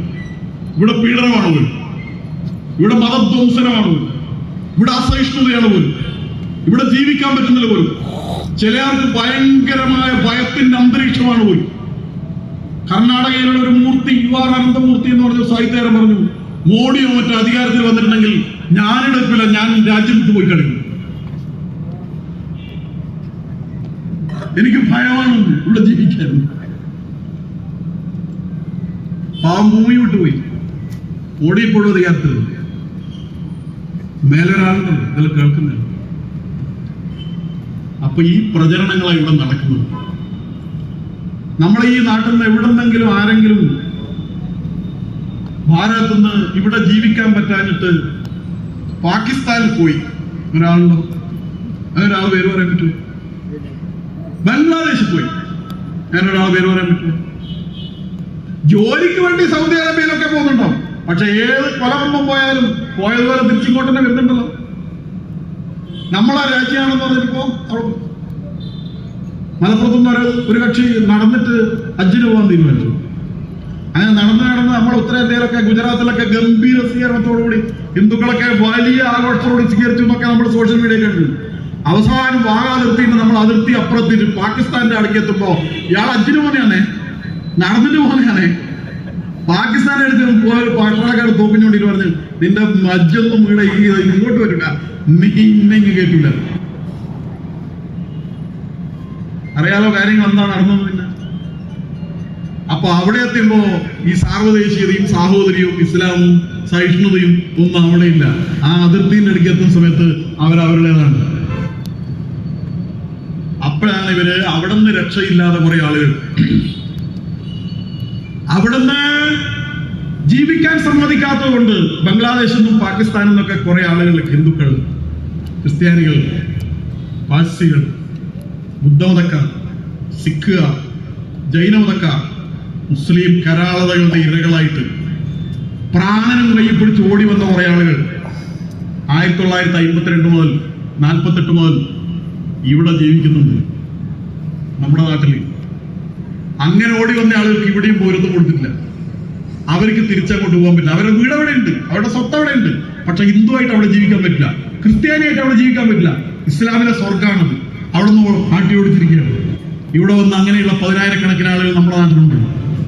അപ്പൊ ഇവിടുത്തെ നരേന്ദ്രമോദി സർക്കാർ തീരുമാനിച്ചു, അങ്ങനെ വന്ന ഇസ്ലാമല്ല കാഫറുമല്ല എന്ന് പറഞ്ഞിട്ട് നമ്മുടെ നാട്ടിൽ നിൽക്കുന്ന ഇല്ലത്തുനിന്ന് ഇറങ്ങുകയും ചെയ്തു. അമ്മാത്ത് എത്തിയില്ല എന്ന് പറഞ്ഞ പോലെ ആയിട്ട് നമ്മുടെ നാട്ടിൽ നിൽക്കുന്ന ഈ ആളുകൾക്ക് റേഷൻ കാർഡില്ല, പൗരത്വം ഇല്ലാണ്ട് റേഷൻ കാർഡ് കിട്ടൂല, റേഷൻ കാർഡില്ല, കുട്ടികളെ സ്കൂളിൽ ചേർക്കാൻ പറ്റൂല, ഒരു ആനുകൂല്യം കിട്ടൂല, വോട്ടില്ല, ഒന്നുമില്ലാണ്ട് നമ്മളെ ഈ മണ്ണിൽ താമസിക്കുന്ന മതപരമായ വിവേചനം നേരിട്ട് ജീവിക്കാൻ സാധിക്കാത്തതുകൊണ്ട് അഭയാർത്ഥികളായി നമ്മുടെ നാട്ടിൽ വന്ന് ഇവിടെ പൗരത്വത്തിന് അപേക്ഷിച്ചിരിക്കുന്ന മുസ്ലിം ഭീകരവാദത്തിന്റെ ഇരകളായ ആളുകൾക്ക് പൗരത്വം കൊടുക്കാൻ വേണ്ടി പൗരത്വ നിയമം ഭേദഗതി ചെയ്തതാണ് പൗരത്വ നിയമം എന്ന് പറയുന്നത്. അതിനെതിരായിട്ടായിരുന്നു ഇവിടെ ഈ സമരം മുഴുവനും നടന്നത്. എന്തായിരുന്നു പ്രചരണം? മുസ്ലിങ്ങളുടെ പൗരത്വം എടുത്തു കളയാൻ പോവുകയാണ്, ഇവരെ നാട് കടത്താൻ പോവുകയാണ്, മുസ്ലിങ്ങളെ ഇത് അടുത്ത വണ്ടിക്ക് കയറ്റും എന്നൊക്കെ പറഞ്ഞിട്ട് പാകിസ്ഥാനിലേക്ക് കൊടുത്തു പറഞ്ഞപ്പോൾ ഇവിടെയുള്ള ആളുകൾക്ക് പൗരത്വം ഇല്ലാതാക്കാനല്ല, അവിടുന്ന് പൗരത്വം നഷ്ടപ്പെടുത്തിയിട്ട് ആട്ടി ഓടിച്ചിട്ട് ഇവിടെ വന്ന ആളുകൾക്ക് അവർക്ക് പൗരത്വം നൽകാൻ വേണ്ടിയിട്ടായിരുന്നു നിയമം. തെറ്റിദ്ധരിപ്പിച്ച് പ്രചരിപ്പിച്ച് ഇവിടുത്തെ ഗവൺമെന്റും കാര്യങ്ങളും മുഖ്യമന്ത്രിയും മന്ത്രിമാരും രാഷ്ട്രീയക്കാരും എല്ലാവരും ഇവിടുത്തെ മുസ്ലിങ്ങളെ ഇളക്കി വിട്ടില്ലേ? നിയമം ഇപ്പൊ നടപ്പായല്ലോ, വകുപ്പുകളും കാര്യങ്ങളൊക്കെ വന്നല്ലോ, കുറെ ആൾക്ക് പൗരത്വം കൊടുക്കുകയും ചെയ്തു. ഇവിടെ ആർക്കും വല്ല പ്രശ്നമുണ്ടോ? അപ്പൊ ഇത്തരം പ്രചരണങ്ങൾ നടത്തിക്കൊണ്ടാണ് നമ്മുടെ നാട്ടിൽ വർഗീയത വ്യാപിപ്പിക്കാനുള്ള പരിശ്രമം നടത്തിക്കൊണ്ടിരിക്കുന്നത്. ഹിന്ദുക്കളാണെങ്കിൽ അതിലൊരു വലിയ വിഭാഗത്തെ കൂടെ നിർത്തി തെറ്റിദ്ധരിപ്പിച്ച് കൂടെ നിർത്തുകയാണ് രാഷ്ട്രീയക്കാർ ചെയ്യുന്നത്. അതുകൊണ്ട് സനാതന ധർമ്മത്തെ ഇല്ലാതാക്കാനുള്ള പരിശ്രമം നടക്കുക. ഇപ്പൊ അവിടെ ആ കോളേജിലെ കുട്ടിയെ ഇങ്ങനെ ചെയ്തു എന്ന് പറഞ്ഞു. കേരളത്തിലെ കലാലയങ്ങളുടെയൊക്കെ അവസ്ഥ എന്താണ്? എന്താ കോളേജുകളുടെ അവസ്ഥ? എന്തുകൊണ്ടാണ് കുട്ടികൾ ഇങ്ങനെ ചെയ്യുന്നത്? തിരുവനന്തപുരത്ത് ദേവസ്വം ബോർഡിന്റെ കീഴിലുള്ള ഒരു കോളേജുണ്ട്. ദേവസ്വം ബോർഡിന്റെ കീഴിലുള്ള കോളേജ്. ആ കോളേജിന്റെ മുമ്പിലൊക്കെ വരച്ചു വെച്ചതും എഴുതി വെച്ചതും ഒക്കെ എന്താണെന്ന് അറിഞ്ഞിട്ടുണ്ടെങ്കിൽ നാണിച്ച് തലതാഴ്ത്തേണ്ടി വരും. വിദ്യാർത്ഥികളെ ലഹരിയുടെ അടിമകളാക്കി, മറ്റാസക്തികളുടെ അടിമകളാക്കി വിദ്യാർത്ഥികളെ മാറ്റി അവരുടെ ഉള്ളിൽ നിന്ന് വിശ്വാസത്തെ പൂർണ്ണമായി ഇല്ലാതാക്കി. വിശ്വാസത്തെ ഇല്ലാതാക്കിയ മനസ്സ്, ശൂന്യമായ മനസ്സിലേക്ക് പൈശാചികത ഇറച്ചു കയറുകയാണ്. ആ പൈശാചികതയുടെ ഭാഗമായിട്ടാണ് ഒരുമിച്ചിരുന്ന് പഠിക്കുന്ന കുട്ടിയെ കോളേജിൽ നിന്നും വീട്ടിലേക്ക് അമ്മ വിളിച്ചിട്ട് വീട്ടിലേക്ക് ഉത്സവത്തിനും വീട്ടിന്റെ അടുത്തുള്ള തെയ്യത്തിനും ഉത്സവത്തിനും അവിടുത്തെ ക്ഷേത്രത്തിലെ ഉത്സവത്തിനൊക്കെ പോകാൻ വേണ്ടിയിട്ട് അങ്ങനെ പുറപ്പെട്ട കുട്ടിയെ എറണാകുളത്ത് എത്തിയപ്പോൾ ട്രെയിനിൽ നിന്ന് തിരിച്ചു വിളിച്ച് കൊണ്ടുവന്നിട്ട് ഇത്തരം മാരകമായ പീഡനങ്ങൾ ഏൽപ്പിച്ച് ക്രൂരമായ ഹത്യ നടത്തിയ ആ കുട്ടികളുടെ മനസ്സിൽ എങ്ങനെ ഈ മനോഭാവം വന്നത്? ധർമ്മം അവരുടെ മനസ്സിൽ നിന്ന് കുടിയിറക്കി. അവരുടെ ഇടയിൽ ഇവിടത്തെ മാർക്സിസ്റ്റുകാർ അവരുടെ മനസ്സിലൊക്കെ കുത്തിക്കയറ്റിയത് ക്രൂരമായ പൈശാചികതയാണ്, മൃഗീയമായ വാസനകളാണ്. അത് ഈ നാടിന്റെ ഒരു ശാപമായി മാറിയിരിക്കുകയാണ്. സാക്ഷര കേരളമാണെന്നാ പറയുക, നമ്പർ 1 എന്നൊക്കെ പറയും. സാക്ഷര കേരളം എന്ന് പറയും. സാക്ഷര എന്ന വാക്ക് തിരിച്ചിട്ടാൽ കിട്ടുക രാക്ഷസ എന്നാണ്. സാക്ഷരോ വിപരീതത്വ രാക്ഷസോ ഭവതി ധ്രുവം എന്നൊരു ചൊല്ല് തന്നെയുണ്ട്. സാക്ഷരം തലയിറിഞ്ഞാൽ രാക്ഷസനാവും. അവിടെയുള്ള അധ്യാപകന്മാർ, അവിടെ പഠിക്കുന്നവർ നാളെ ഡോക്ടർമാരാകേണ്ടവരാണ്. വിദ്യാഭ്യാസം ഇല്ലാത്തവരല്ല, എൻട്രൻസിൽ പാസ്സായവരാണ്. സാക്ഷരന്മാരല്ലാത്തവരല്ല, സാക്ഷരതയുള്ളവരാണ്. പക്ഷെ ആ സാക്ഷര എന്ന് തിരിഞ്ഞിട്ട് രാക്ഷസ എന്നാകുന്നതിന് കാരണം അവരുടെ മനസ്സിൽ നിന്ന് മൂല്യങ്ങളും ധർമ്മവും എല്ലാം പടിയിറക്കിയിട്ട് ശൂന്യമായ മനസ്സിലേക്ക് കമ്മ്യൂണിസ്റ്റ് പൈശാചികതയെ കുത്തിക്കയറ്റിയതിന്റെ ഭാഗമായിട്ടാണ് അവരിങ്ങനെ മൃഗസമാനന്മാരായിട്ട് പെരുമാറുന്നത്. ധർമ്മം നഷ്ടപ്പെട്ടാൽ, മൂല്യം നഷ്ടപ്പെട്ടാൽ ഒരു ജനത എത്ര പ്രാകൃതത്വത്തിലേക്ക് അധപ്പതിക്കും എന്നതിന്റെ മകുടോദാഹരണമാണ് നമ്മുടെ കലാലയങ്ങൾ എന്നുള്ളതാണ് വാസ്തവം. ഇവിടെ ഏകഛത്രാധിപത്യമാണ്. മറ്റുള്ളവർക്ക് മിണ്ടാൻ പറ്റില്ല. അവിടെ അധ്യാപകന്മാരും വിദ്യാർത്ഥികളും എല്ലാം ഒറ്റക്കെട്ടായി ഈ മൃഗീയതകളെ അനുകൂലിക്കുന്നതുകൊണ്ടാണ്. മാഷന്മാരുടെ പാർട്ടിയും ചെയ്യുന്ന കുട്ടികളുടെ പാർട്ടിയെല്ലാം ഒന്ന് തന്നെയാണ്. പാർട്ടിയാണ് അവർക്ക് പ്രധാനം, മനുഷ്യത്വമല്ല എന്നുള്ളതാണ്. അതുകൊണ്ട് നമ്മുടെ നാട് ലഹരി, ഏറ്റവും വലിയ ലഹരിയുടെ ഒരു കേന്ദ്രമായി നാട് മാറുകയാണ്. ആരാ ലഹരിയുടെ അടിമകളായി മാറുന്നു? നമ്മുടെ കുട്ടികളെ നമ്മൾ സ്കൂളിലേക്ക് അയക്കുകയാണ്. ആയിരക്കണക്കിന് കുട്ടികൾ ഇപ്പോൾ ലഹരി വിമുക്ത കേന്ദ്രത്തിൽ ചികിത്സയിലാണ്. 20,000 കോടിയിലധികം രൂപയുടെ ലഹരി വസ്തുക്കളൊക്കെയാണ് കപ്പലിൽ നിന്ന് പിടിച്ചെടുത്തത്. നമ്മുടെ സംവിധാനങ്ങൾ പിടിച്ചെടുത്തത് എത്രയായിരം കോടിയുടെ ലഹരി വസ്തു. ഇതൊക്കെ നമ്മുടെ കുട്ടികളെ നശിപ്പിക്കാൻ, അവരുടെ കർമ്മശേഷി നശിപ്പിക്കാൻ ഒക്കെ വേണ്ടിയിട്ടുള്ളതാണ്. വളരെ ആസൂത്രിതമായ ഗൂഢാലോചനയാണ്. ആരാണ് ലഹരി ഉണ്ടാക്കുന്നത്? ആരാണ് ലഹരി ഉത്പാദിപ്പിക്കുന്നത്? ആരാണ് മയക്കുമരുന്ന് ഉത്പാദിപ്പിക്കുന്നത്? ലോകം മുഴുവനും കയറ്റിയേക്കുന്ന ആരാണ്? ആ പണം എന്തിനു വേണ്ടിയാണ് ഉപയോഗിക്കുന്നത്? അത്തരം പണമാണ് ഭീകരതയ്ക്ക് ഉപയോഗിക്കുന്നത് എന്നുള്ളത് തെളിഞ്ഞ കാര്യമാണ്. അന്വേഷണത്തിലൂടെ വ്യക്തമായ കാര്യമാണ്. മയക്കുമരുന്നും ഭീകരതയും ഇരട്ട സയാമീസ് ഇരട്ടകളെ പോലെയാണ്. അതിന്റെ ഇരകളാക്കുന്നത് നാട്ടിലെ പാവപ്പെട്ട കുട്ടികളെയാണ്. ആ പാവപ്പെട്ട കുട്ടികളെ ഇരകളാക്കിയിട്ട് ഓരോ കുടുംബത്തിന്റെയും പ്രതീക്ഷകളായ കുട്ടികളെയും ഭാവിയെയും തല്ലി തകർക്കുന്ന സമീപനം ഇവിടെ ഉണ്ടാവുകയാണ്. ഭരണകൂടം നിസ്സംഗമായിരിക്കുകയാണ്. ജനങ്ങൾ ജാഗ്രതയോടുകൂടി പ്രവർത്തിച്ചാൽ മാത്രമേ ഇതിന് പരിഹാരം ഉണ്ടാക്കാൻ സാധിക്കുകയുള്ളൂ.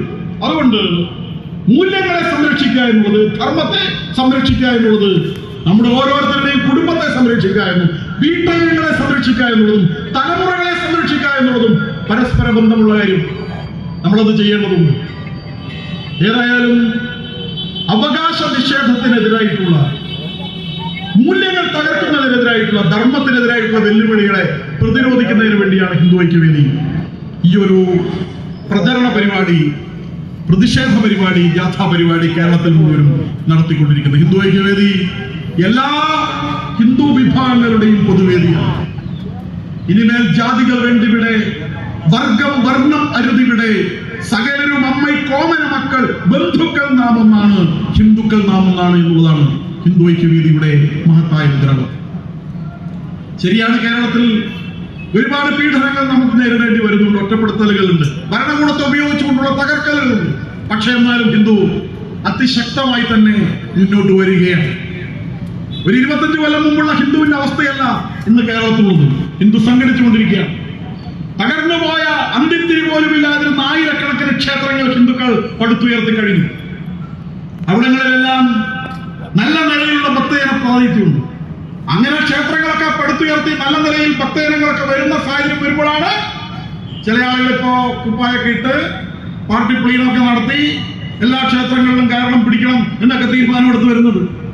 അതുവരെ ക്ഷേത്രത്തിൽ വരാത്തവർ, ഈ ക്ഷേത്രത്തെ പടുത്തുയർന്നവരെ ആക്ഷേപിച്ചവർ, അവരെ അവഹേളിച്ചവർ, അവരന്ധവിശ്വാസികളാണെന്നും പ്രാകൃതന്മാരെന്നും കളിയാക്കിയവർ, അങ്ങനെയുള്ള ആളുകളാണ് ഇപ്പോ ക്ഷേത്രത്തിന്റെ ഭരണസമിതിയുടെ ഉപദേശ സമിതിയുടെ ആളുകളൊക്കെ ആയിട്ട് വരുന്നത്, അത് പിടിച്ചെടുക്കാൻ വേണ്ടി വരുന്നത്. കൊടുങ്ങല്ലൂരിൽ വർഷങ്ങളായി നടന്നു വരുന്ന അന്നദാനം, ശബരിമല അയ്യപ്പന്മാർക്കും ഭക്തജനങ്ങൾക്കും വേണ്ടി സേവാഭാരതിയും അവിടുത്തെ സംഘടനകൾ ചെയ്യുന്ന ആയിരക്കണക്കിന് ആളുകളാണ് അവിടെ സൗജന്യമായാണ് അന്നദാനം. ആ സൗജന്യമായ അന്നദാനം നടത്തുന്ന ഭക്തജനങ്ങൾ നടത്തിയിരുന്ന കൊടുങ്ങല്ലൂർ ഭഗവതിയുടെ മുമ്പിൽ നടത്തിയിരുന്ന ആ അന്നദാനത്തെ കേന്ദ്രത്തിനു വേണ്ടി പൊളിച്ച പന്തൽ നട്ടപ്പാതിരക്ക് വന്നിട്ട് പോലീസും ഈ ഉപദേശക സമിതിക്കാരും ചേർന്ന് പൊളിച്ചു പോയി. അവര് കൊടുക്കോ? അവര് കൊടുക്കുന്നില്ല. എന്നാൽ ഇവര് കൊടുക്കുന്നതിന് സമ്മതിക്കില്ല എന്ന് പറഞ്ഞാൽ എന്തൊരു ന്യായമാണിത്? സൗജന്യമായി ഭക്തജനങ്ങൾക്ക് അന്നദാനം കൊടുക്കുകയാണ്. നമുക്കറിയാം, വ്രതധാരികളായിട്ടായ ശബരിമലയിലേക്ക് പോകുന്ന ആളുകൾക്ക് വിശ്വസിച്ച് എത്ര ഹോട്ടലിലാണ് ഇപ്പൊ കയറാൻ പറ്റില്ല. സസ്യാഹാരികളായ ആളുകൾ, വ്രതമുള്ള ആളുകൾ, അപ്പൊ അവർക്ക് ക്ഷേത്രത്തിനടുത്ത് വിശ്വസിച്ച് മനസംതൃപ്തിയോടുകൂടി ഒരു ഭക്ഷണം കൊടുക്കുന്ന സ്ഥലത്ത് വന്നാൽ സൗജന്യമായി കിട്ടുന്ന അന്നദാന കേന്ദ്രത്തിൽ വന്ന് ഭക്ഷണം വാങ്ങാനുള്ള ഭക്തന്റെ അവകാശത്തെ നിഷേധിക്കണം. ഇപ്രാവശ്യം കൊടുങ്ങല്ലൂർ ഭഗവതിയുടെ തിരുസന്നിധിയിൽ പോയവർക്കറിയാം, ഞാൻ അവിടെ പോയിരുന്നു, അതിനെതിരെ പ്രതിഷേധ പരിപാടിക്ക് പോയിരുന്നു. പക്ഷെ അവരനുവദിച്ചില്ല. ഭക്തജനങ്ങൾ പ്ലേറ്റിൽ ഭക്ഷണം വാങ്ങിയിട്ട് വെയിലത്തിരുന്നിട്ടാണ് അവർക്ക് ഇരിക്കേണ്ടുന്ന പന്തൽ പൊളിച്ചു കളഞ്ഞു. കസേരയിടാനുള്ള സ്ഥലം അനുവദിച്ചില്ല. കൊടും വെയിലത്തിരുന്നിട്ടും നിന്നിട്ടുമാണ് പിഞ്ചു കുട്ടികളും അമ്മമാരും മാളികപ്പുറങ്ങളും അടങ്ങുന്ന മറ്റു സംസ്ഥാനങ്ങളിൽ നിന്നൊക്കെ വരുന്ന ആയിരക്കണക്കിന് ഭക്തജനങ്ങൾ അവരുടെ ആ അന്നദാന കേന്ദ്രത്തിൽ വന്നിട്ട് ഭക്ഷണം വാങ്ങി കഴിച്ചത്. എന്ത് തെറ്റാണ് അവർ ചെയ്തത്? തമിഴ്നാട്ടിൽ നിന്നും കർണാടകയിൽ നിന്നൊക്കെ വരുന്ന ഭക്തന്മാർ ചോദിക്കുകയാണ്, എന്താ സംഭവിച്ചത്? കൊല്ലങ്ങളായിട്ട് അവർ വരുന്ന, ഞങ്ങളുടെ നാട്ടിൽ പോലും ഇങ്ങനെ സംഭവിക്കില്ല എന്നാണ് അവർ പറയുന്നത്. ക്ഷേത്രത്തിന്റെ കമ്മിറ്റിക്കാരും ദേവസ്വം ബോർഡും പോലീസുകാരും ഭക്തജനങ്ങൾക്ക് ഭക്ഷണം കൊടുക്കുന്ന പന്തൽ പൊളിച്ചിട്ട് അവരെ നട്ടപ്പൊരിയുന്ന വെയിലത്ത് നിർത്തുകയാണ്. ഹിന്ദുവിനല്ലാതെ ഇത്തരം പീഡനങ്ങൾ ആർക്കാണ് നേരിടേണ്ടി വരുന്നത്? എത്രയെത്ര പീഡനങ്ങളാണ് നേരിടേണ്ടി വരുന്നത്? ശബരിമലയിലേക്ക് പോയവർക്കറിയാം എന്താണ് അവിടുത്തെ അവസ്ഥ എന്നൊക്കെ. അവിടെ ഭക്തന്മാരോടുള്ള പെരുമാറ്റം, പോലീസിന്റെ പെരുമാറ്റം, അധികൃതരുടെ പെരുമാറ്റം എത്ര ഭീകരമാണ് എന്ന്, എത്ര മണിക്കൂറുകളാണ് കാത്തു നിർത്തുന്നത്, പൊരിവെയിലത്ത് നിർത്തുന്നത് എന്ന്. അവരുടെ പണം വേണം, പക്ഷെ ഒരു സൗകര്യവും ചെയ്തു കൊടുക്കുന്നില്ല. അങ്ങനെ മാരകമായ ആക്രമണങ്ങൾ, പീഡനങ്ങൾ ഹിന്ദു വിശ്വാസികൾക്ക് നേരിടേണ്ടി വരികയാണ്. ആചാര സംരക്ഷണവുമായി ബന്ധപ്പെട്ട കാര്യങ്ങളൊക്കെ നമ്മുടെ മുമ്പിലുണ്ട്. അതിന്റെ കണക്ക് തീർക്കുന്ന പോലെ, അതിന്റെ പ്രതികാരം തീർക്കുന്നത് പോലെയുള്ള നടപടികളാണ് ശബരിമല ഭക്തന്മാരോടൊക്കെ നടത്തുന്നത്. അങ്ങനെ ഹിന്ദുക്കൾക്ക് അതിശക്തമായ ഒരു വോട്ട് ബാങ്ക് ഇല്ലാത്തതിന്റെ ദൗർബല്യം മുതലെടുത്തുകൊണ്ട് ഹിന്ദുക്കൾക്കെതിരായിട്ട്, ഹിന്ദുക്കളുടെ അവകാശങ്ങൾക്കെതിരായിട്ട് ഭരണകൂടങ്ങൾ ഇങ്ങനെ പെരുമാറുകയാണ്. ഞാൻ തുടങ്ങിയിടത്ത് തന്നെ അവസാനിക്കുകയാണ്. ഇന്നത്തെ ദിവസത്തിന് ഒരു പ്രാധാന്യമുണ്ട്. ആ പ്രാധാന്യം ഇന്ന് മുഖ്യമന്ത്രി, കേരളത്തിലെ മുഖ്യമന്ത്രി മുസ്ലിം നേതാക്കളെ പ്രത്യേകമായി തിരുവനന്തപുരത്ത് നിയമസഭാ ഹാളിൽ വിളിച്ച് യോഗം വിളിച്ച് എന്താ നിങ്ങളുടെ പ്രശ്നം എന്നവരോട് ചോദിച്ച ദിവസമാണ്. മറ്റന്നാൾ ക്രിസ്ത്യാനികളെയും വിളിച്ച് അങ്ങനെ ചോദിക്കുകയാണ്. നമുക്ക് ചോദിക്കാനുള്ള ചോദ്യം, ഈ ഹിന്ദു എന്ന് പറയുന്ന വിഭാഗത്തെ നിങ്ങൾ അംഗീകരിക്കുന്നുണ്ടോ? ഞങ്ങൾ ഇവിടുത്തെ പൗരന്മാരാണ്, ഇവിടുത്തെ വോട്ടർമാരാണ്, ഇവിടെ ജീവിക്കുന്ന നികുതിദായകന്മാരാണ്. ഞങ്ങൾക്ക് ഇവിടെ എന്തോ പരിഗണനയുണ്ടോ? അറ്റ കയറും വീണ നിലവുമില്ലാത്ത ഹിന്ദുവിന് എന്തെങ്കിലും ഒരു നിലനിൽപ്പ് ഈ നാട്ടിലുണ്ടാകുമോ? എപ്പോഴാണ് നിങ്ങൾ ഞങ്ങളുടെ രോദനം കേൾക്കുക? എപ്പോഴാണ് ഈ വിലാപം ശ്രദ്ധിക്കുക? എപ്പോഴാണ് ഞങ്ങളുടെ ഈ കരച്ചിൽ ശ്രദ്ധിക്കുക? എപ്പോഴാണ് ഞങ്ങളുടെ കൂട്ടത്തിലുള്ള പാവങ്ങളുടെ കണ്ണീരൊപ്പാൻ ഇവിടുത്തെ ഭരണകൂടത്തിന്റെ കൈകൾ നീണ്ടുവരിക? അവശത പരിഹരിക്കാൻ നിങ്ങളുടെ സാന്ത്വന വാക്ക് എപ്പോഴാണ് ഉണ്ടാവുക എന്ന ചോദ്യം, ആ ചോദ്യം ചോദിക്കാൻ വേണ്ടിയാണ് ഹിന്ദു ഐക്യവേദി നാടെമ്പാടും ഇത്തരം പരിപാടികൾ നടത്തിക്കൊണ്ടിരിക്കും. പൊള്ളുന്ന ആ ചോദ്യത്തിന് മുമ്പിൽ ഇവിടുത്തെ രാഷ്ട്രീയക്കാർ തകർന്ന് തരിപ്പണമാകുന്ന ഒരു കാലം വരും. ഹിന്ദു ഒരുമിച്ച് നിൽക്കുന്ന ഒരു കാലം വരും. അങ്ങനെ ഒരു രാജ്യം, ഒരു രാജ്യത്തിന്റെ അന്തരീക്ഷം ഈ രാജ്യത്ത് മുഴുവനും ഉണ്ട് എന്നുള്ളത് നമുക്കറിയാം. ഭാർഗവ കേരളത്തിന് മാത്രമായി ഇതിൽ നിന്ന് ഒഴിഞ്ഞു നിൽക്കാൻ സാധ്യമല്ല. ഹിന്ദുവിന്റെ അനൈക്യമാണ് ഇവരുടെ കരുത്ത്. നമ്മൾ ഒരുമിച്ച് നിന്നാൽ ഈ പീഡന പർവ്വം അവസാനിപ്പിക്കാൻ സാധിക്കും. ഈ അവഹേളനങ്ങളെ നിർത്തിക്കാൻ സാധിക്കും. ഈ ആക്ഷേപങ്ങളെ അവസാനിപ്പിക്കാൻ സാധിക്കും. നമ്മുടെ വാക്കിനും വിലയുണ്ടാകുന്ന ഒരു കാലമുണ്ടാകും. അങ്ങനെ ഒരു കാലം ഉണ്ടാകാൻ വേണ്ടിയിട്ട് ഒരുമിച്ച് നിൽക്കാൻ, ഐക്യത്തോടെ നിൽക്കാൻ നമ്മൾ ഓരോരുത്തരും തയ്യാറാകണമെന്ന് വിനയപൂർവ്വം അഭ്യർത്ഥിച്ചുകൊണ്ട് ഞാൻ എന്റെ വാക്കുകൾ ഉപസംഹരിക്കുന്നു. നമസ്കാരം.